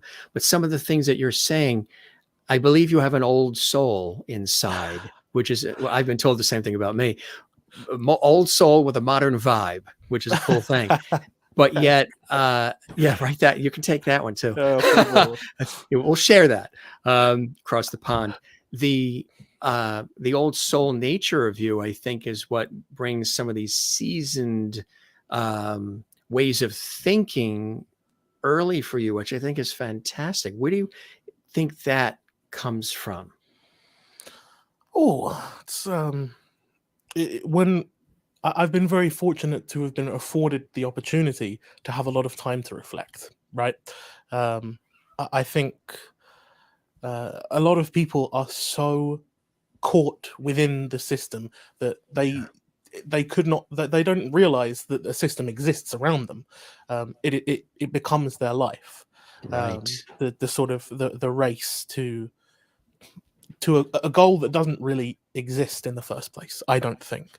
Um, there's no goal for life. It's you get a chance, and then at some point it's over. There's Yeah. the magic is what you make of it. It's it's how you perceive it and how you how you move through it. Yeah. Sorry, I'm Yeah. losing myself in my trains of thought. It's fantastic what you're saying. It's not easy sometimes because and I've heard you say this before, when you invest in something, whether it's a person, an idea, the music, just anything, you're all in and you Mm, invest. And sometimes it's not easy to see that go or see them go or see something end. I've never been a big fan of that. I'm not huge with that either. And I think that's a beautiful way to be. mm. Yeah, hopefully, right? As you grow, it's the unfortunate thing that any act or anything is justifiable, right? Anyone can kind of justify the doing of any given thing. I feel like, through whatever paradigm they're perceiving it as. It's Yeah, uh, and so it becomes like this infinite world of possibilities, and so where do you go from there when exactly. you've got when you've got all this in front of you? So sometimes, and this is, it's all outside of the realm of real reality at the end of the day, and so at some point you just have to come back to yourself and say, well, I've got to just keep living my life. I can't spend all day in the clouds. Or at some point we must live practically. I think, there are so many ideals that one can hold, and so many truths that one can pursue. Um, but unfortunately, we're only here for a little while. Exactly So right. we gotta Yeah. we gotta make that little while real special. Make it count. Exactly. What are some of those blessings and joys in your life that forge you forward, wanting to create and Oh, entertain all of us as you do, Jonathan? this I can go on for with about for eons. Just it goes back to like the very fact that the universe exists and started from a certain start point, and all of this everything has blossomed forth from it like this incredible flower of creation. It's the fact that all of that has led to somehow my being here, your being here, your being here is it's unfathomable. The fact that people walk down the street every day and they can continue despite the hardships of the world, despite the fact that the universe may be cold and big and scary, the fact that we push on and we don't give up. The human species is so beautiful and strong and powerful, and that makes me feel beautiful and strong and powerful. I love that. That is really what has kept me going. And I've said this for years now. Looking out of my window and seeing that the world still turns, despite everything, the world still turns. That is so spot on and so beautifully said, my friend. Absolutely. And what are some things on that Jonathan bucket list that you see coming forward? And what are some things that are down the pike that you're excited about that maybe you'd like to share with us here? Well, of course, the performing in every continent, that is one of the things I've been really thinking about it now. I performed on a few, and so there's only a few left to get to, right? Which ones have you performed at? North America, Canada, North America, or North yeah, America? Yeah. the North American I haven't done the South American continent, Africa. I technically haven't done Asia actually, so that's hey, anyone out there? uh, call me. Yes, No, we yeah, have viewers there. Yes. yeah, a couple of them. Hey, thank you for all being here, you lovely, lovely people. Yes, we've Um, learned that in South Africa, we learned from one of our viewers, Juanita, that do you know what Moy Loop means? no, Walk well. walk well. Yes. Just keep walking, walk well. Yes. There's And Juanita from South Africa is here and she says, wow, that was a great answer. oh, thank you. If So, anyone who likes a little bit of rap music, very yeah. good topic, a very good song on that topic is "Walk," Denzel Curry. Good song. Ah, Just thought yeah, yeah. one person out there will think, "Hey, that's pretty cool." Denzel, if you're watching, he just bigged you up. A big up from Jonathan. I'm not quite cool enough, So unfortunately. we know Antarctica, Asia. No, yeah, Asia, I still have yet to do. Yeah. So Australia. that'll be. No, actually, I've Yeah. that one when I was younger. That one scared me honestly because it's Did it? so far away, and Yeah. then you have all the stories of the big spiders and stuff. But it's and Everything is then, bigger. there's some truth to there is wildlife there, of course, but it's not like anyway. I would love. I know a few people there and in New Zealand who I'd love to go and visit and do some singing for, have a little bit of fun. Yeah. Yeah, there's really no end No. to the things. Like I could throw out the idea now of performing in every theater above a certain capacity in the entirety of America. That's a new bucket list item right there. Is Like, Carnegie Hall one of them? oh, jeez, Yes. gladly, please, please. Yes. Yeah. Like I've not done that. There are so Well, many if you of need an just the MC for that, huge. I've MC'd many Carnegie Hall concerts. It's a fabulous venue, and I know Oh, you will be there. oh, thank you, thank you. Absolutely. One day, one day, one day. So that's yeah, Royal Albert Hall, of course, is Yeah, right. I did That's technically, as a child, in primary school, we used to, I think it was every year at a point, we would go, and all of the primary schools in that local area would all go and sing at the Royal Albert Hall. So it was the whole thing was filled with kids singing, Yes. which probably pushed me along. I remember there was one time that I came back from that and I was crying because it was, it'd just been a long day, and it's, that like feeling of, oh, I've been out on a work day, I'm still a kid, what's this? But yeah, looking back at it, it was such a wild experience, one that probably fueled that love for performing again. And you have a love of performing, and you're really extraordinary, my friend. And you've accomplished so much. And what I said in the beginning, going full circle, is you're very not only affable, but you're humble about it. You really know you have you're planted, you have your foundation, you have your understanding of life, and with all of the glitz and the glamour and everything that comes with the career, you're settled in a way, or you've grown to become settled, so you can balance all of it. You can still be Jonathan, and then you can go on stage and in the studio and travel to all these continents and perform and meets and greets and thrill the fans, but still have this moral compass, this center that balances you, which I'm very big about too, with all that, the exposure that you have as a public figure. You got to have that love of family and the friends and that compass that guides you. And it seems like you have it, and it's a beautiful thing. And it's very inspiring for others who may be watching the Jim Master Show right now, who feel lost, who feel like they don't have that, who may be looking at you right now and saying, boy, I would love to perform and sing and inspire, but I don't know how to do it. What would you say to somebody who, is maybe the young Jonathan? And what would you say to the young Jonathan now, with all that you've learned as far as going out there and just believing and doing what you love?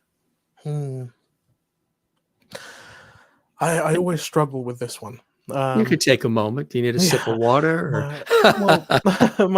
My instinct, of course, my instinct, of course, is always that no piece of advice that really anyone can give you will ever be truly 100% tailored to you.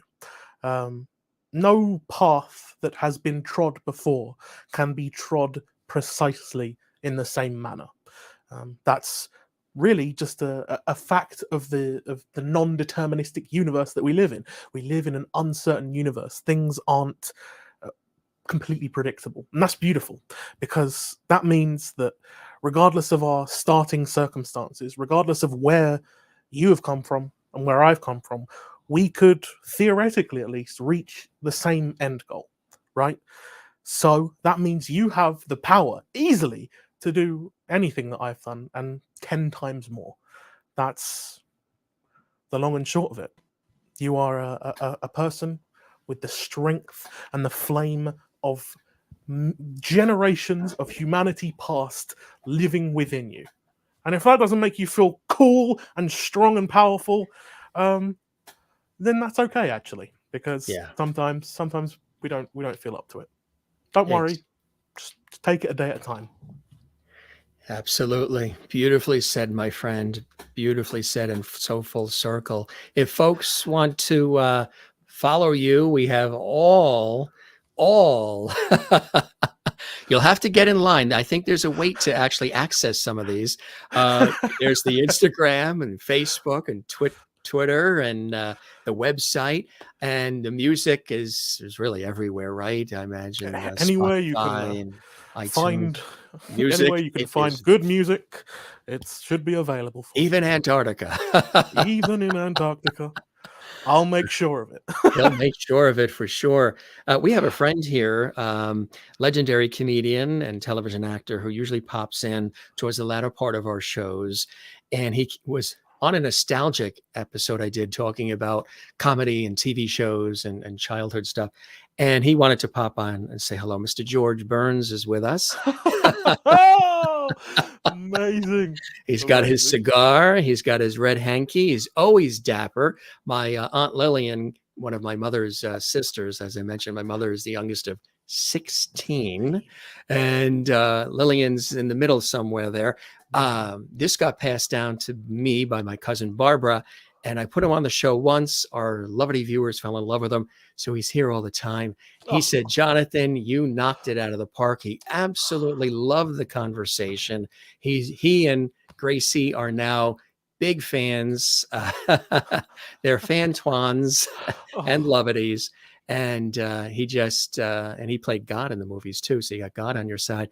He just absolutely wishes you nothing but continued love and joy and blessings in your life from Mr. George Burns, the famous American comedian and TV actor. There he is.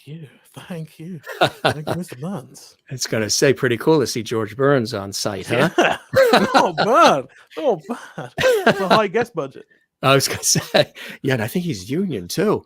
He's usually down there. He's got his cigar and he's got a big martini down below there. And that's fun. What are some other things you like to do? To keep balance. You garden, you love animals. You're still collecting Pokemon and things of that nature? It's been a while, technically. The Pokemon market became a real crazy place for a little while. Yes, like the Beanie Babies and the Cabbage Patch Kids. Really though, really. Because now with the social media and stuff, it's strange. Like we've got the cryptocurrency stuff, and that's affected by social media. You get Mr. Musk and he posts something, and then the value of a currency goes up, which is kind of wild. Yes. But with Pokemon cards, it was YouTubers, people like Logan Paul, who is a famous YouTuber. He started collecting Pokemon cards, and so then it drove up the prices of Pokemon cards all over the place. And I had quite the time at one point, trying to get anything, and now it's stabilized a little bit, but it's so strange. I have a strange tendency actually, where I will go into a hobby and I will find like this end goal that I really want to achieve, or a piece of merchandise that I want to own, which for Pokemon cards. Yeah, that's the thing. And so for I think I managed to do that for Pokemon cards back in 2015 or so. So I got this card for like a ludicrous sum, 200 and something pounds for a Pokemon card. Yeah. For a card. Yeah. Now, however, it's worth about $10,000 US. So do you still have it? Yeah, I do. I'm holding on to it because something, a lock who knows and key. Who knows what'll happen in another 10 years or something. So it's these funny, silly little hobbies. Sometimes they work out. Yeah. You just never know, right? You never know. They say one man's trash is another man's treasure. Exactly. And in hobbies, that is more true than anywhere. There's another thing that I like to do is making models, like plastic models, and they come on a thing called a runner or a sprue, which is like a byproduct of the plastic injection molding process. Ooh, say that 3 times fast. Right. And so you have to cut them off of these, and people will use the cut off sprue parts to like make other stuff with. There's always some way of upcycling in a hobby. It's magical. And you get to meet people, and again you see the way that people live their lives, which is another of my hobbies, my passions. Yes, as is technology, right? And something to do with keyboards. Yeah. Hold on. Let me. This. Wait. Let's take a look. Full screen. Oh, this is the brand new Model F keyboard. It is based on the old IBM Model F. It weighs about that much. if you That's could a hear good that. thud. Yeah, Have you named it? Does it have a name of your own not besides yet. Final Left? Not yet. Oh, that is a good question. That's a good. Maybe I'll take some name suggestions for sure. But yeah, so it's yeah a beautiful, beautiful, huge and imposing thing. And for a while there, I was very into keyboards. I sort of at the moment this is my end game where I'm like I'm happy. This is good. This is nice. I don't need 100. You can only use one at a time. I have more than one, so I'm Well, kind of wasting, you know, well, valuable key space. I was going to say if this whole music thing doesn't work out, which of course it has already, you could take that keyboard and you can make ASMR videos, which people Yeah. do on the keyboards, and they get Oh yeah. millions of views with that Oh yeah. This has got a very particular, a very nice key clicking sound and key sort of. feel. People will go crazy. I'm not gonna. That's a I whole could when actually you point it down there and do the whole thing, but I don't know. what a whole clicking and Hold on. Let's see if I can get a little sample. oh, let's hear that. That's got some real bass to it. It's got a very special sound. You're amazing. That's what I'm all about. That's it. Keyboards, absolutely. You know, I just wanted to say too that one of the tests, I guess, to reaching people as you do is when you're singing, the test is if your mother cries. And she's been known to shed a tear or two as her beloved Jonathan is singing. Tell us Yeah, about that. That's important, huh? That's a great that's- test. it's been my metric since pretty much I started. You know, since the Where Is Love performance in the in the hall at West Hatch. Right, it's if Mum reacts to it, I know I'm doing just fine. It's she's been with me through a lot, and so I think it's perhaps a little bit harder to move her nowadays.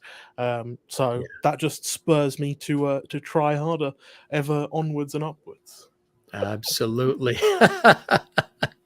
This was truly amazing. You've given a wonderful wealth of time, and this is the first time we've chatted here, and hopefully we will be in person when you're here in the States or from over there across the big pond. And you are absolutely welcome back anytime. And we don't have to chat this length. You know, we could chat much shorter. I say that to all the guests. We turn the cameras on. I don't even call these interviews. I call these conversations. Yeah, And it's a chat. yeah, it's a chat, and we let it roll, and we can do it for however long the guest is here, the viewers are involved, because I'm a very interactive host. And this was truly an honor and a blessing, my friend. I know your time is valuable and you have a lot going on, a lot of beautiful things in your life, and it's just really beautiful to have you here. Your time too is incredibly valuable. Your time, the viewer's time, to come and take some time out of your day to listen to both of us is it's a true testament to the value that you put onto the art that we both create. And yeah, it's an absolute pleasure. Thank you. I will gladly come on anytime to talk about myself. I mean, the best job in the world. He's not bigging up. He's just talking about himself. I'm just having fun. I love it. That's fantastic. Well, I hope this show has, I know a lot of our viewers and the Fontaines, they've been very excited too. And I encourage anybody that's new, I welcome you to the Jim Masters Show Live Entertainment Lifestyle Variety Talk Show series. I hope you'll join us again. I hope you'll subscribe to the channel and share and all that, and check out some of the past episodes and upcoming episodes. But I hope this episode met whatever expectations you had, my friend, and you enjoyed the time with me as much as I certainly have with you. Oh, absolutely. I've had a wonderful time. It's shattered my expectations, of course, and I've been really enjoying seeing the Loverties in the chat, and yeah, the Loverties and Fantoine's unity. Yeah, it's wonderful. Antoine's, I I tell you. welcome you to our little group. I'm definitely not going to call it a cult. Uh,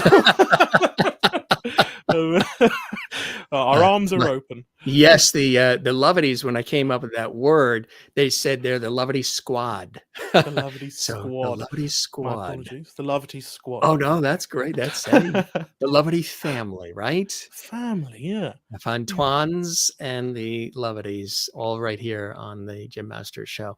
This was awesome, and I hope you had dinner already. Did you? Because I know it's about. Is it like 10 o'clock there now? I had a good lunch. We're fine. This is amazing. You got a good sense of humor. My father has always told me, Jim, you should have gone into comedy. I think you too. You've got a comedic timing and wit. Have you ever thought of a little comedy in there too? Yeah, it is very gratifying when you're up on stage and you tell a joke and the room doesn't go completely silent. Like, it's a good feeling. But I've had a few of those where the room has gone. So it might be a little bit difficult to get over that. But I'd love to do anything. I'd love to voice act at some point. Oh, If yes. So voiceovers and yeah, I'd love to do narration. that. And What would you a like to do animation voices Yeah, too? I'd You do love any to. voices? I haven't yet, but I'd love to. Yeah, the strange goal that I have, actually, a bucket list thing, is to own an action figure of a character that I've performed or voiced as. I think that'd be Oh, so cool, right? If I'm, wow. someone in a cartoon and then they make a figure out of that, I can have it. Oh, that'd be really cool. So We're surrounded by a lot here on set. You saw George Burns, yeah, but back yeah. there, right where my thumb is the I Dream of Jeannie bottle from the I Dream of Jeannie Ah, TV series. And we have here Gilligan from the Gilligan's Island TV series. And there's Bob brilliant. Denver Bob Denver. and his lovely wife, Dream of Denver. She says, Aloha, Jim, Oh. Dream of Denver. She sent this to me. It's a bobblehead Bob Denver Gilligan.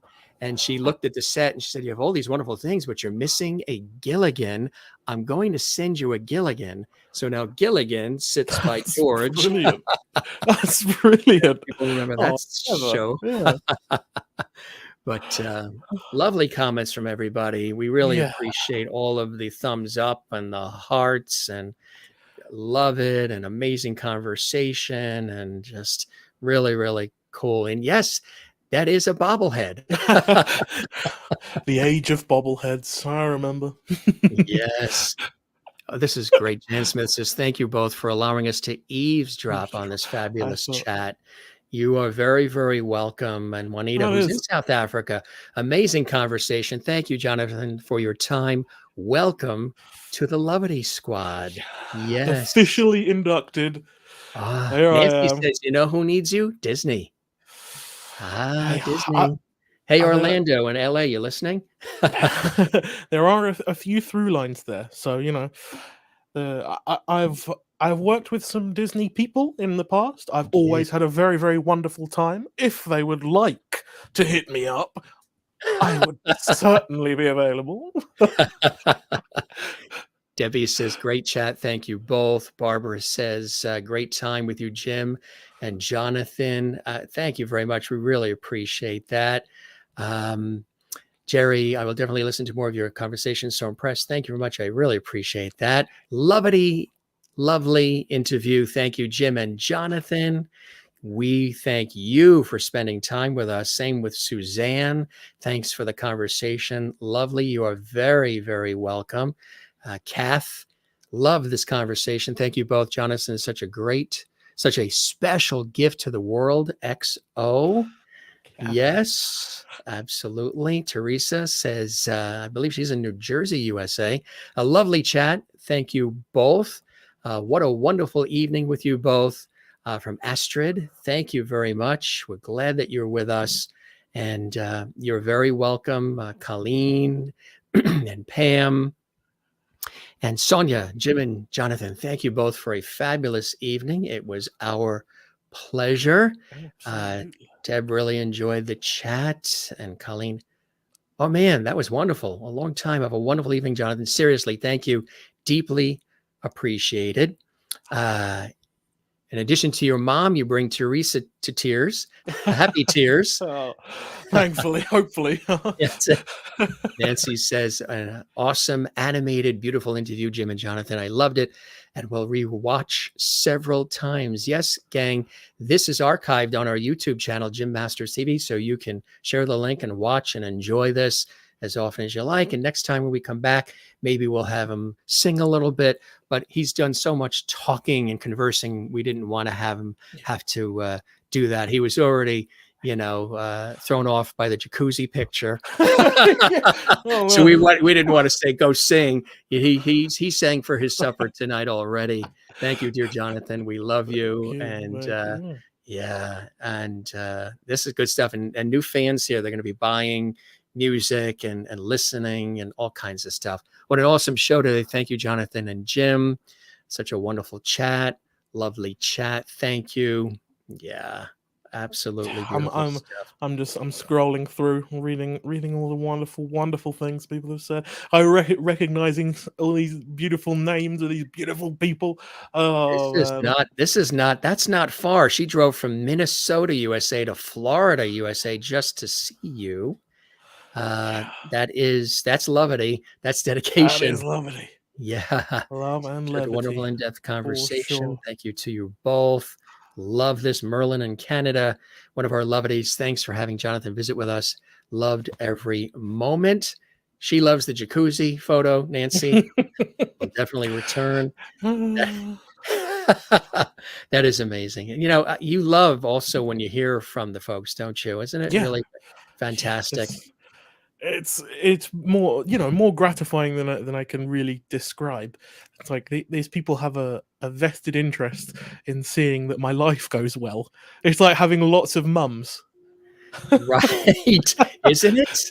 It really right. It really is. Maureen, who's one of our lovities in Arizona, USA. Jonathan, you're an amazing human. The world is lucky to have you. Thank you for all you do to bring joyful music to our lives. May your star continue to shine. She's one of our regular lovely viewers, big fan of the show. And she is a retired nurse. She was very much on the front lines during the pandemic. Oh my goodness. And she's a big fan of the show. And now she is a Antoine. Thank you. I love that expression that your star keeps shining. Thank you.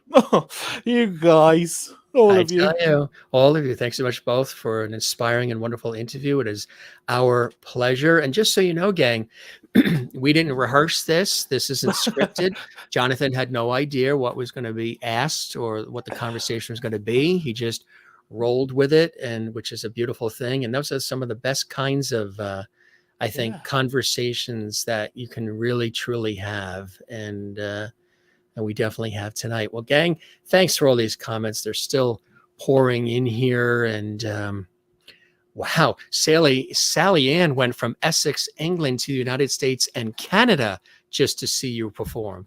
Hi, Sally Ann. Yeah, that's you didn't swim across the Atlantic, did you?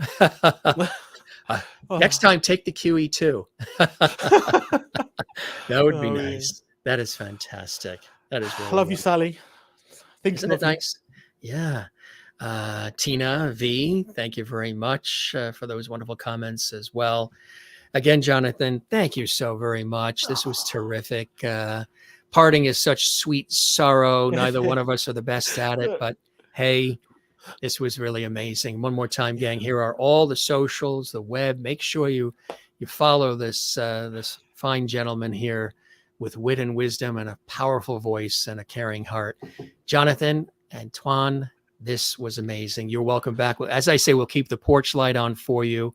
And thanks for stopping by the Jim Masters Show Live. And I hope you come back. Thank you for having me on. I will be back. I'll be back. Little Schwarzenegger there. I'll be back. Yeah, I've got the physique too, huh? That's right. Absolutely. You got it, my friend.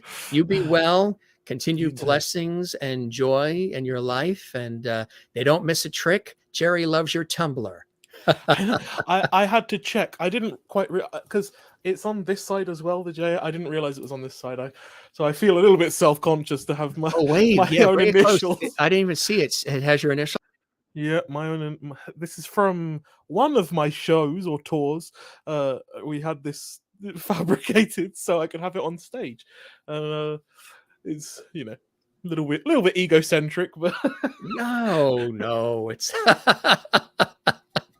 but it works. That's the key. It works. It's big. It's got a lot of water in it, and it works. That is it. That is it. What more can you ask for? You be well, my friend. Thanks for spending again all this time. It was truly a blessing. A lot of fun. Thank you. And we shall see you again soon. Coming to us from beautiful Essex, England, and United Kingdom, Jonathan Antoine, the incredible classically trained British tenor, singing sensation, humanitarian, lover of life, with a great sense of humor, here on the Jim Masters Show live for all of you. Jonathan, thank you very much. High five from across the pond. Exactly. You got it. We will chat again soon. Spread the word about our show, my friend. I would love that. Will do. Love to Greg and Monica watching as well, and everybody else watching. And you go grab a snack if you want. You've earned it. Go stretch those legs. We'll see you again soon, Jonathan. Thanks again. Thank you. Cheers. Ta-ta. Bye-bye. Fantastic. Absolutely fantastic. Brilliant. Phenomenal. What can we say? He's really a cool guy. Class act, fun. And I loved it. Didn't you, gang? Our lovities watching around the world. The Antoines watching around the world. Linking together here on the show. Really amazing. That was an extended exclusive conversation. When he comes back, we don't have to chat that long, but it was kind of nice because we were also introducing Jonathan to our fan base here, but a lot of people around the world, because we're live right now and there's an international audience, and there may be people who maybe they've heard a little snippet or two about Jonathan. They weren't aware of his incredible, amazing sound. And again, you can hear all the music. We wanted to have a nice chat. And then when he comes back, we'll do music and things of that nature. But you can go online, you can go everywhere, and you can hear all the amazing music. It's definitely everywhere, gang. And isn't this cool? This was really amazing. Jonathan Antoine, for an extended exclusive conversation here on the Jim Masters Show. We talked, if you joined us late, gang, we talked about Britain's Got Talent, of course. We talked about all the different passions and inspirations. We talked about growing up in his childhood, what it's like on stage. That's a cool photo, isn't it? Yeah, we've got the credit there on the bottom as well. And we just really had an extraordinary time here. As we do, if this is your first time watching the Jim Masters Show Live Entertainment Lifestyle Variety Talk Show series, gang, this is what we do. This is what we're about. We love to have good conversations. And sometimes we do sprinkle in music and singing, entertainment, comedy, all the rest. Isn't that great? That's beautiful, isn't it? And but we wanted to have a nice conversation because it is later for him. Right now, I think it's around 10:30 in the evening. Here it's about almost 5:30. We're Eastern Standard Time here on the East Coast of the United States in the New York area. That's who we are. I definitely hope for everybody watching for the first time that you will join us again. We are here every day live. We've also had a lot of wonderful artists from all around the world, singers, actors, comedians. We have guests that come in from Broadway, Hollywood, television, film, music, comedy, culinary arts, sports, inspiration, really everything in life is what we do here on the Jim Masters Show Live. And we have epic conversations, lots of our famous light, love, levity, and lovity. And we bring all of you in. I'm a very interactive host, so we like to bring you in. We're not talking heads, just talking at you. We love to talk with you and engage with you as well. So that's why we make it so interactive. Cool shots there too. And we have that Christmas love connection. And also the Santa. There's me in New York City emceeing as Santa Claus. And there is young Jonathan as Santa Claus as well. And a bunch of other cool photos that we've shared right here on the Jim Masters Show live series. Truly amazing. We would love it if you subscribe to our YouTube channel. Gang, if this is something that you haven't done, hey, it's easy to do and it doesn't cost anything. If you enjoyed this episode, definitely give it a thumbs up. On our YouTube channel, Jim Masters TV, there's a big thumbs up, a big thumb. Click the up, leave a comment, subscribe to our YouTube channel, Jim Masters TV. Leave a comment if you enjoyed it. We really appreciate that. We're very interactive. That helps our series grow. We've done hundreds and hundreds of episodes. You can see them all archived on our YouTube channel, Jim Masters TV. Give us a like, give us a comment, and click this red button. And when you click subscribe, there's no cost for that. But when you do, make sure you click the notification bell so you never miss any of our episodes of the Jim Masters Show live series. Truly amazing. We love all of you. Thanks so much for watching and sharing. And there is, of course, Jonathan Antoine one more time, singing sensation, classically trained British tenor. And yeah, wasn't this cool? I'm going to take a look at some more of our comments here from everybody that's watching from around the world here on the Jim Masters Show live series. Let's take a look at some of those, and then we'll get ready to wrap up. It's dinner time here. We're approaching 5:30 Eastern, and it's just about dinner time here. If you missed any of this episode, gang, you can watch it again because it's right here on our YouTube channel. Isn't that great? You even got a chance to see George Burns, Gilligan, the I Dream of Jeannie bottle. What more could you want from entertainment and conversation than what you got here today? Just check some more comments here from those watching around the world. This is a lot of fun. And the minute the show ends, I'm going to take the sport coat off and I'm going to get casual too, which I'm sure Jonathan is. Pam Rose says, you're a very talented conversationalist yourself, Jim. You really drew out and showed us the true Jonathan Antoine. Please do have him back and play a few tracks of his music. Many thanks, Jim. We will do that. That'll be an absolute promise. Again, we wanted to do a nice conversation, and then you can find all his music online. You can download it, purchase it, but just have a nice conversation, because we have a lot of mutual friends, but this was the first time we chatted, other than the chat we do. We usually do a chat about 20 to 15 minutes before the show. Sometimes we even chat a couple of days before. We've been, emailing back and forth with everybody, getting everything together. But you're very welcome, Pam and Juanita in South Africa. Great conversation as usual, Jim. Lovely to catch an early show. Although for you in South Africa, it's 11:30 in the evening. That is lovely. The fact that you are with us so late in the evening. Yeah, I'd love to know where everybody's watching from. Juanita is one of our regular fans here and our lovelies, and she's in South Africa. Astrid says it's 11:24 p.m. in beautiful Germany. Welcome, Astrid. We love having you here in Germany. Jane watches in Sweden, and she's always looking out for me. She says, eat and rest a little now, Jim.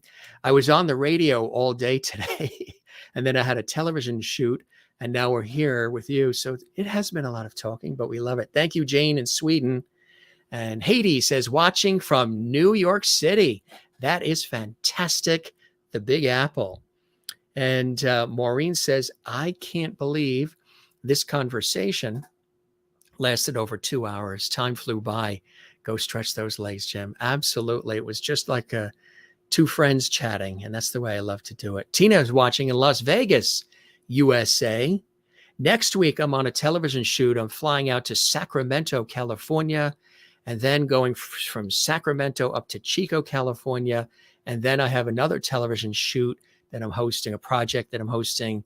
We're going to be riding a horse. Haven't done that in a while. I'm going to be riding a horse on this second television shoot that's going to be happening in Nevada, in Reno, in the Reno, Nevada area. That's next week. Sacramento, California, we're off to, then Reno, Nevada. And then the following week, we're going to head down to the East Coast, southeast coast of Florida, USA, to Fort Lauderdale for a television project there as well. Marlene McAdams says, Jonathan has a live show in Antwerp on the 19th, November 2022. Lots of Antoines will be attending. Marlene from beautiful Scotland. Beautiful. A couple people were asking my background. I am English on both, well, American here in America, but English. The ancestors are English on father's and mother's side. Masters is an English name. They hail from Yorkshire. So my father's father. So English on my father's side, Irish on my dad's mother's side. So basically on my father's side, English, Irish. And on my mom's side, English, also Swedish and French. Isn't that cool? And, if you do your DNA, we're all everything. Everybody is. We're all connected. And Jonathan has some absolutely beautiful spirited messages woven into our conversation, didn't he? As much as we talked about the career and Britain's Got Talent and all the things that a lot of people usually chat about with Jonathan, we got into some really great life lessons and life moments, which I think was really, really inspiring. I love to do that. Jonathan loves to do it. And we're blessed because I get to do it through my art as a television, radio, multimedia host, presenter, journalist, all the rest. And he gets to do it as well as a wonderful, brilliant performer. Rocky Mount, North Carolina, East Coast. Yes, when we drive to Florida to see family, we always see the signs for Rocky Mount, North Carolina. Beautiful area. Kath is watching from Australia next month. You're flying to Belgium for Jonathan's next concert. Safe travels and enjoy. Ms. Pat in Texas. I was just in Dallas a month ago on a television shoot in Dallas, Texas. I'm German born and live in Texas. Everything is bigger in Texas. Nice to see you. And Tina, we're in Yorkshire. That is fantastic. It's nice to see you as well. And I love this. Everybody's mentioning the heroics that they've gone through to see Jonathan perform. Jan Smith says, I flew to Fort Lauderdale from the UK, from Fort Lauderdale, Florida, across the Atlantic to the United Kingdom to attend one of his concerts. That is true dedication. Wow. Yes, Kath. Yes, he is a true philosopher. I agree. I absolutely agree. Yes. Yes, we have relatives from everywhere, Jane. You are right. Haley says, flying from New Zealand to see Jonathan as well. There might be. You never know, Teresa. You never know. I know of those, the English, Irish, Swedish, French, but and even some Finnish we heard as well in there as well. Teresa says, New Jersey, dinner soon. Jan says it's 10:26 p.m. in Hampshire, United Kingdom. Pam's in Maryland. Good to see you, Pam. Kathleen, Pam is one of our regular Loverty viewers, and Kathleen in New York City is as well. Kathleen Walker, our New York Mets baseball team. Oh boy, fingers crossed. Kathleen works with the New York Mets baseball team in New York City. They were doing so well all season, and now it's clinch time, and hopefully, I know you're sweating it out like I am, Kathleen. Thank you, Jim, for another great show. The pleasure is all mine. Absolutely, the pleasure is all mine.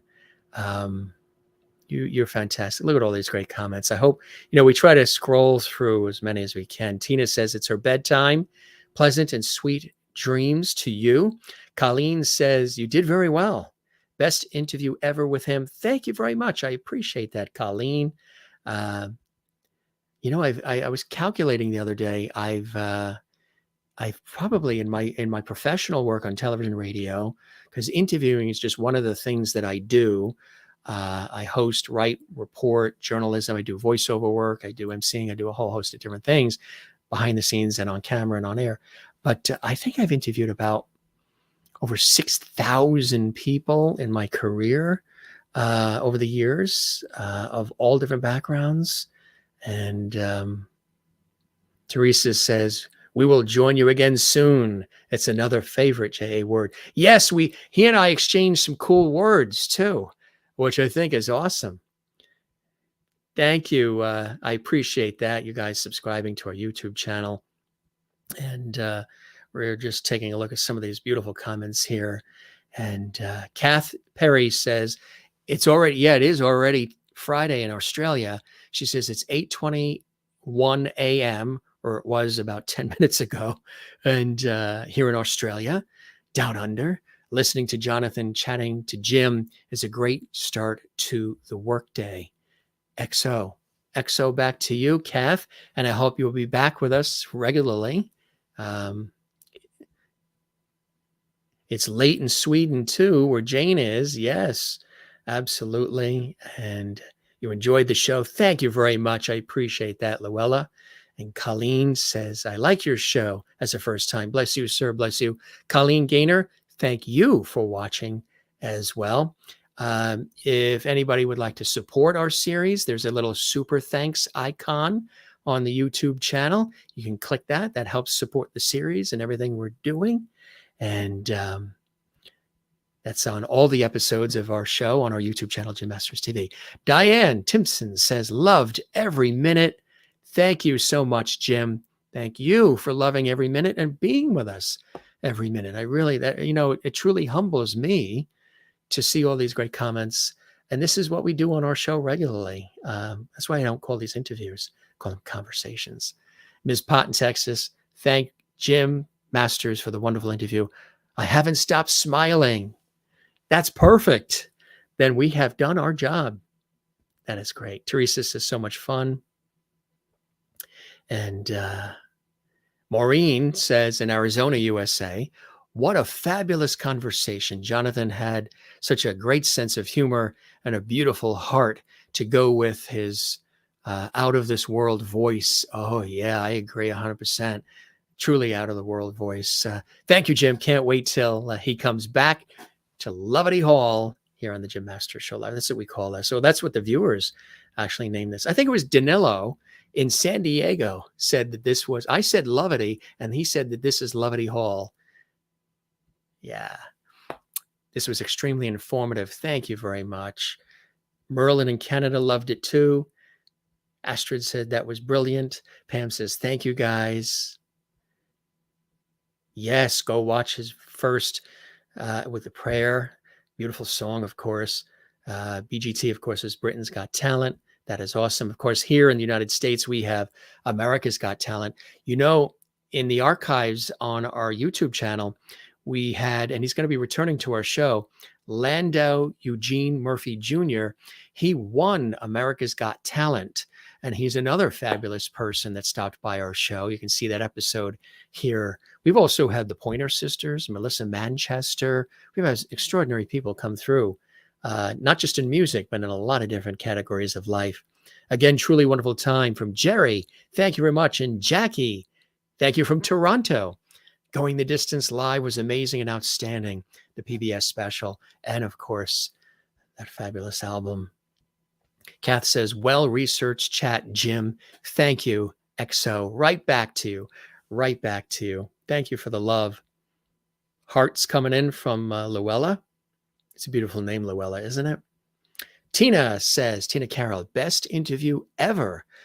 How do we, can we print that comment out? I'd like to save that one. We're still trying to figure out ways to print these out. Thank you very much for the love, Tina Carroll. I really appreciate that. Yep, loved it. Juanita in South Africa, absolutely loved it. I'm glad you did.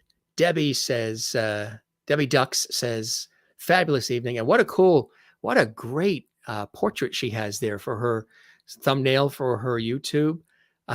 Beautiful shot of her and her beautiful pooch. Look at that. It's a great shot there. We had for a long time, I had growing up an English Springer Spaniel. That was our dog. We had a terrier as well, and then we had a beagle. But our English Springer Spaniel, Sparky, one of my favorites. We loved him. We had him for about 15 years. He lasted 15 years with us. Still fondly missed. Fabulous. Bye, everyone. Good to see you as well. Love to you all. Thank you so much. XXX. You're very welcome. Sally Ann Adams. Tina V says it was amazing. Thank you both. Our pleasure. Nancy Martinez, you're a great interviewer, Jim. It was super fun. Thank you very much as well. I'm glad you enjoyed it. It was phenomenal to have you guys with us too, and to have Jonathan here. You did a fantastic job. Haley Davis, thank you very, very much. Colleen says that was fantastic. Why we love him. He's a dear heart. You know, I love that expression, dear heart. That is what my dad says to my mom, dear heart. And there's the legendary crooner, Andy Williams, who's no longer with us. He was Mr. Christmas with all his Christmas music, great American singer, entertainer, crooner. And he sang that song, Dear Heart, which is a beautiful song. And my dad says that to my mom. He calls her Dear Heart. You know, like when he signs a card for birthday or something, Dear Heart, he writes, which I think is a beautiful, you don't hear that expression that much anymore. Brilliant. Thank you very much. I appreciate that. A couple more comments and then we will wrap up here. Big smiles all around. That is fantastic. We love that. All kinds of emojis. Everybody wants one of his tumblers. You guys are great. This is fun. Nice little chat here with us. Hopefully Jonathan is getting a nice snack now. He's earned it. I'm a little parched myself. Jeanette Hall says a great pleasure. Thank you very much. Haley says very cool.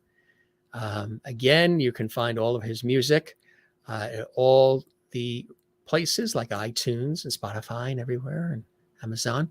There are all of his socials. He came to us from Essex, England, United Kingdom. We're here in the New York area in the States and love it. Yeah, love it. Try to scroll through just a couple more. Teresa says you both did well. Loved this. Thank you. Rhonda says, thank you both for brightening our day. I love hearing that. And it's absolutely beautiful. And I'm glad that we did. You're very welcome.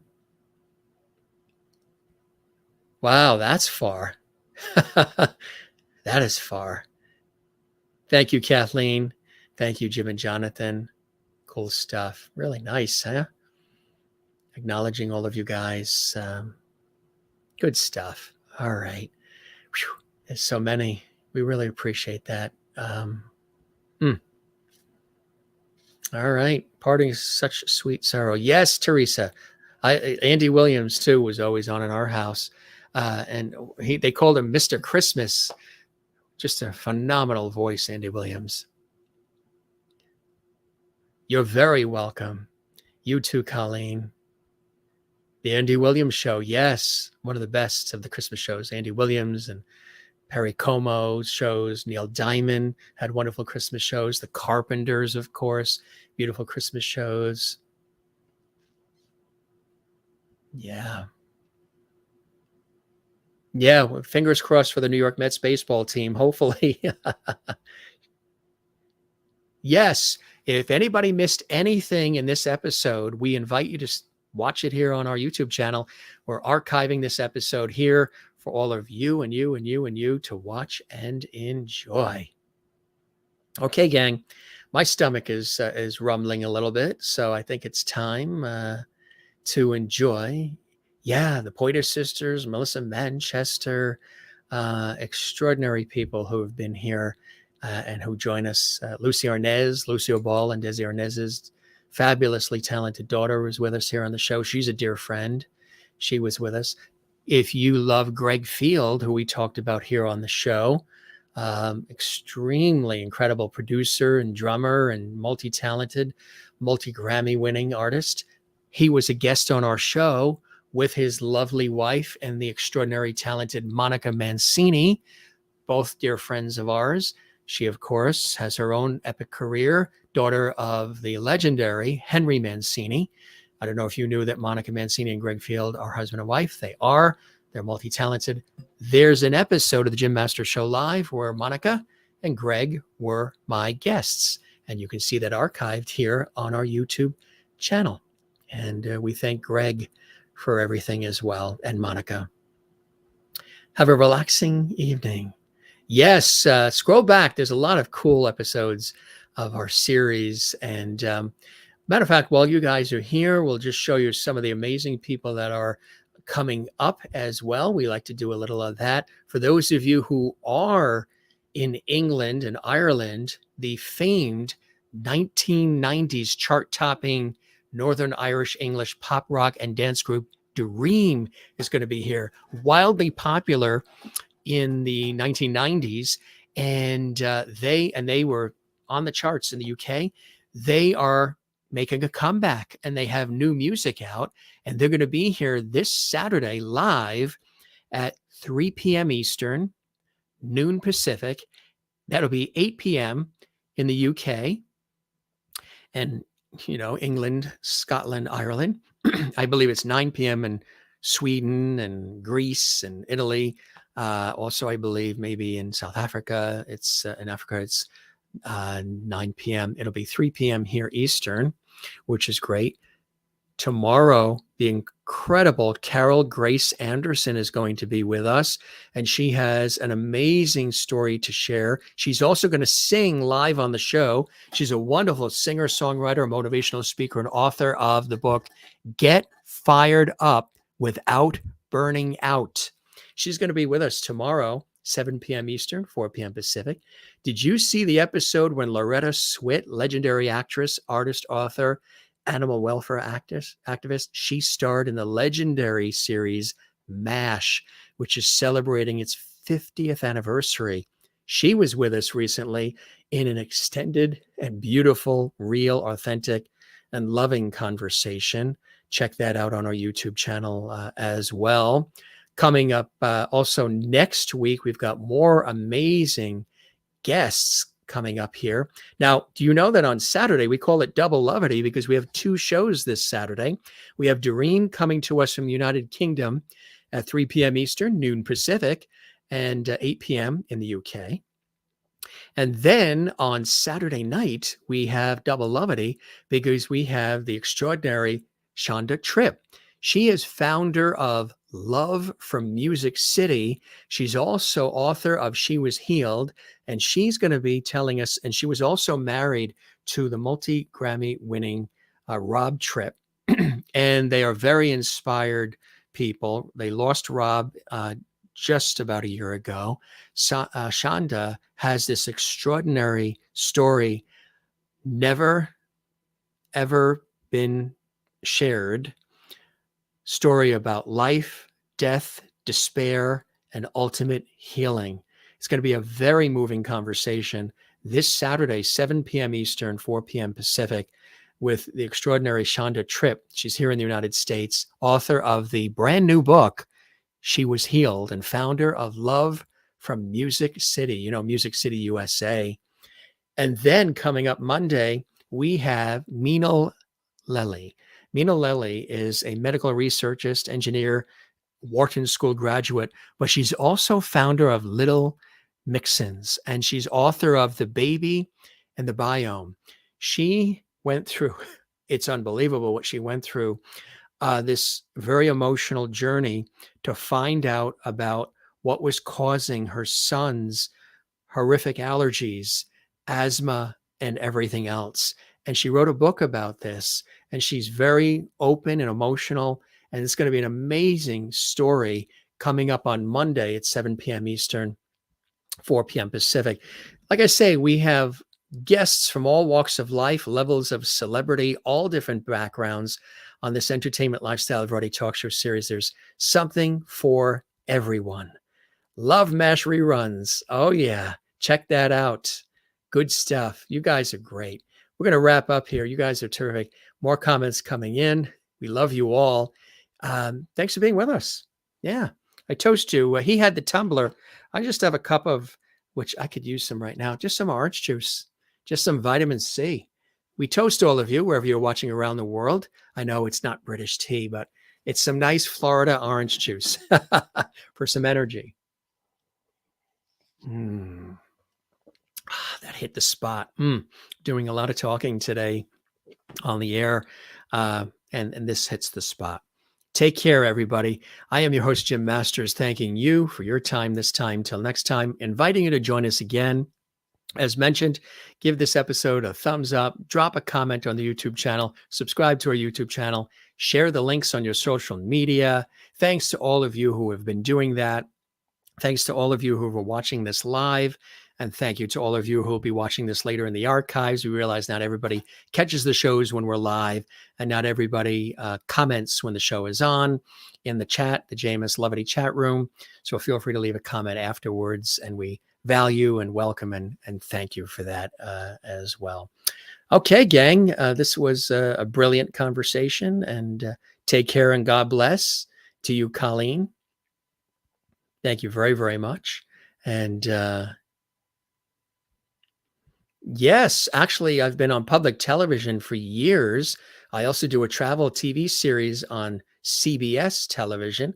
I also do a television news magazine show out of New York that I co-host, and daily radio series, which also is interviews with a lot of people. And that is with my co-host, Doug Llewellyn. He's noted as an American television host who has for many years and continues to host the People's Court TV series. He's been my friend and colleague for many years, and we work on television and radio together. And I've done radio shows on iHeartRadio for many years. So yeah, all television, radio station film from me. And then we launched this series 2.5 years ago, and we've done 800 episodes live, 7 days a week. 800 episodes, that's a lot. And we loved every second of it. Cheers to you as well. Thank you very much. You guys love Loretta Swit, yes, from the TV series MASH. Night to you, Tina. Yeah, you guys are great. Yes, Colleen, wonderful episodes coming up with the guests. Yes. That is this episode here. We'll pull that up again. There it is. That's coming on Monday. That's going to be a very moving episode as well. So good stuff for all of you right here on the Jim Masters Show Live Entertainment Lifestyle Variety Talk Show series, where we are truly bringing back the lost art of conversation. And we've been having a wonderful chat today, and now with all of you, post haste. All right, gang. Love you all. Take care. Merlin in Ontario, Canada is having cabbage and Hamburg soup. I still remember the time you were having, was it bologna on white bread or something? Or was it peanut butter on white bread? You're very welcome, Teresa. Absolutely. Thanks for being here. We welcome all new viewers and lovities, and the Fantoines for joining us. And we thank you for being here. This is your host, Jim Masters, once again. Subscribe, love, take care, be one, with the world, by lovities, by everybody watching. And that's about it. You can find me on social media as well. I'm on Facebook at Jim Masters TV, Twitter at Jim Masters TV, also Instagram at Jim Masters TV. So Instagram, Twitter, Facebook, Jim Masters TV. If you have guest suggestions, things of that nature, you can always shoot us an email at jimmasterstv@gmail.com, jimmasterstv@gmail.com. And we get hundreds of emails a day, so we try to get through and answer as many as we can, but we thank you for all of them. We thank you for all of them. You guys are great. And if you want to see some of the upcoming episodes we have many, many, many coming up, but we have some of them already lined up. You can see them. You can scroll across our YouTube channel. You can see some of the amazing guests who have been on.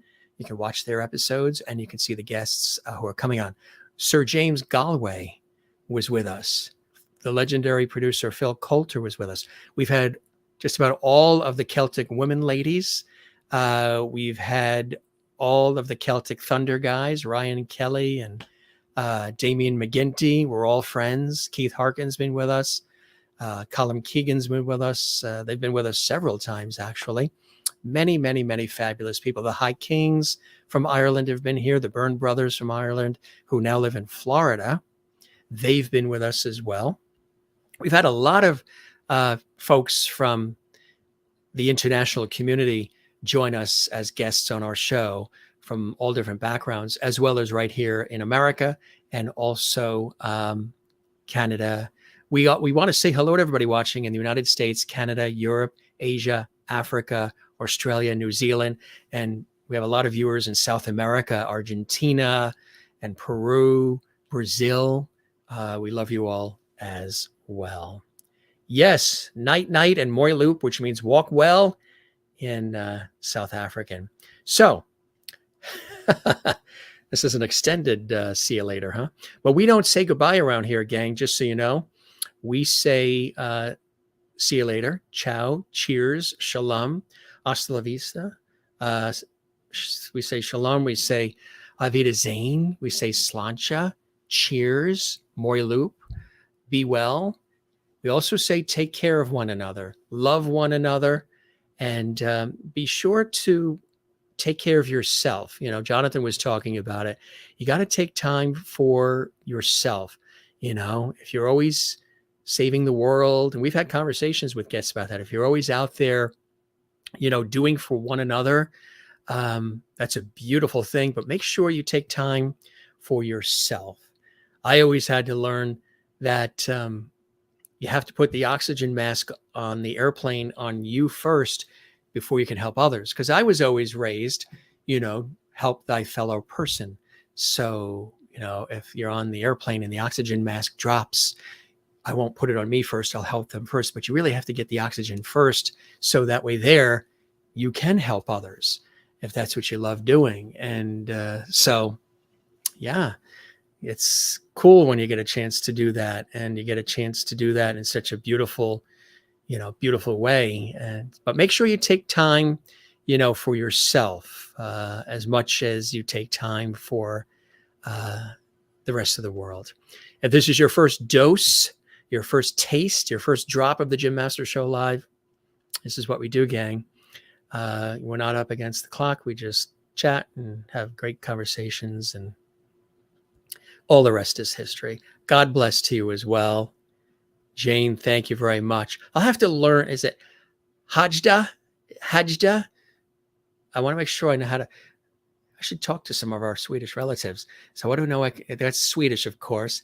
Hajda? I want to make sure I can say that. You'll have to let me know how you pronounce it. Or maybe you can send me a video of you saying it, because I'd love to hear how you say it, Jane. And then I'll add that one to our see you laters that we have. Cool stuff. Shalom. Yeah. Yes. And the Fantoines have merged now with the Lovities. And isn't that great? Colleen says, yes, my work is that saving the world or helping. It's what I do. It's an amazing journey. Thank you. Yes, need time for your well-being to recharge as well. Hey. So it means, hey, Jane. God bless. From Ms. Pat in Texas. Thank you. God bless you as well. Colleen says, shalom. Yep. We got as many in there as we can, Avita Zane. That was bologna on white bread you had. I've got a good memory, right? I think, was that during our food episode? We did a whole episode just talking about food with all of our viewers, gang. Yes, if you want to check the time of the shows, we're generally 7 p.m. Eastern, 4 p.m. Pacific. In the summer, we do a little bit later because it's, you know, sunny out and people are still out. But now it's the fall here in the United States, North America, or Eastern. So we are 7 p.m. Eastern, 4 p.m. Pacific. But sometimes we have earlier shows. Like today, the reason why we did the show at 3 Eastern, noon Pacific, and 8 p.m. in the UK is so that way there it's not too late for Jonathan. Plus Jonathan's family and friends and fans, all of you that are across the big pond in Europe and elsewhere, can watch it at a reasonable time. I think it was like 8 a.m. in Australia. It was early for our viewers in Asia and Africa and Europe. So we did it earlier so everybody can participate. So sometimes we do our shows earlier too, especially if we do have international guests coming on. So just take a look at our YouTube channel. Also, you can check out my Facebook page, Jim Masters TV. We post everything there. We post it on Twitter at Jim Masters TV, on Instagram at Jim Masters TV, and also our Facebook group, the Jim Masters Show Lovity Hall on Facebook as well, which is a group for this show. So, but you can find me on all the socials. And thank you, Jane. I guess I did a good job with hey. Good stuff. All right, gang. That is officially a wrap. And we still have a lot of folks hanging in there watching. We thank you very much. Love you all. And one more time, we thank Jonathan. And that's why we call this a talk show, not just an interview show. We love to interact with all of you. So my stomach is rumbling. It is time to eat. It is almost 6 p.m. in the evening. We've been together for almost 3 hours. Is this not epic? Is this not extravagant? Is this not cool? Be well. We'll see you on the next episode of the Jim Masters Show Live. I will be right here waiting for you. I might change my clothes, but I will be right here waiting for all of you. As we always say, this show is welcoming and open for all backgrounds, all genders, all religious views, no religious views, all political views, no political views, all zip codes, all heights, weights, eye colors, hair color, zip codes. Doesn't matter how much money you have in the bank at all.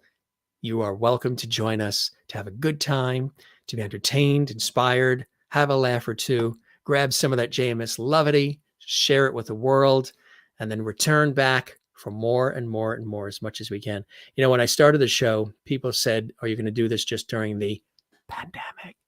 And that's because that's when we started it as an extension of my TV radio background. And I said, we'll be here continuing to do it hundreds of episodes later now, as long as you guys are still here. So help us out, spread the word, let folks know about our show. In Australia, we say, hooroo. I love that, Kath. Hooroo. Hooroo with the XO. I love it. So hooroo to everybody in Australia. 11 p.m. It's kind of early for you. Usually you're up and it's like 2 a.m. Jane, now you want to talk about dedication.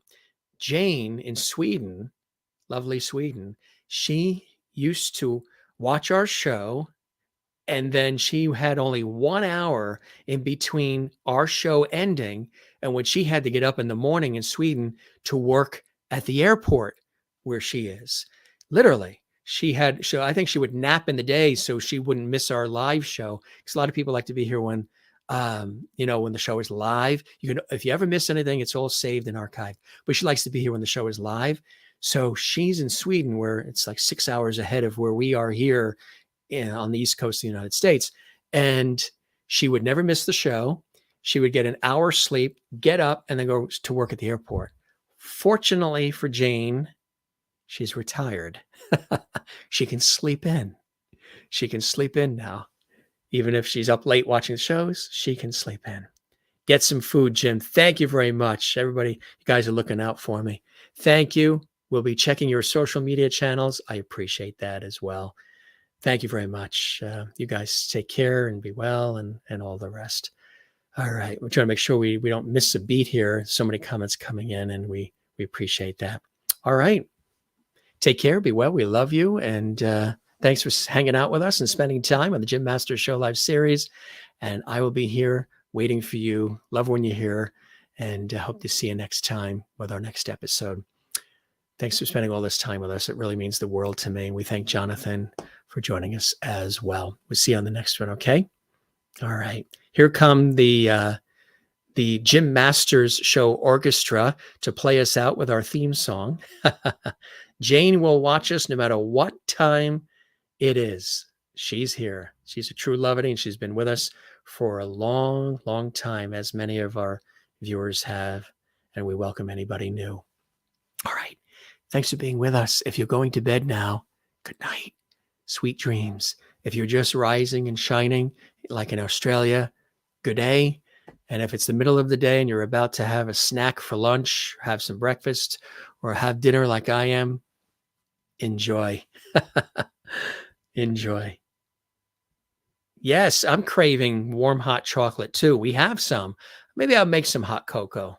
I think I will. I want to retire. She misses live shows because she's in South Africa, so she wants to retire. But you catch us in the archives, which is good as well. Juanita in South Africa.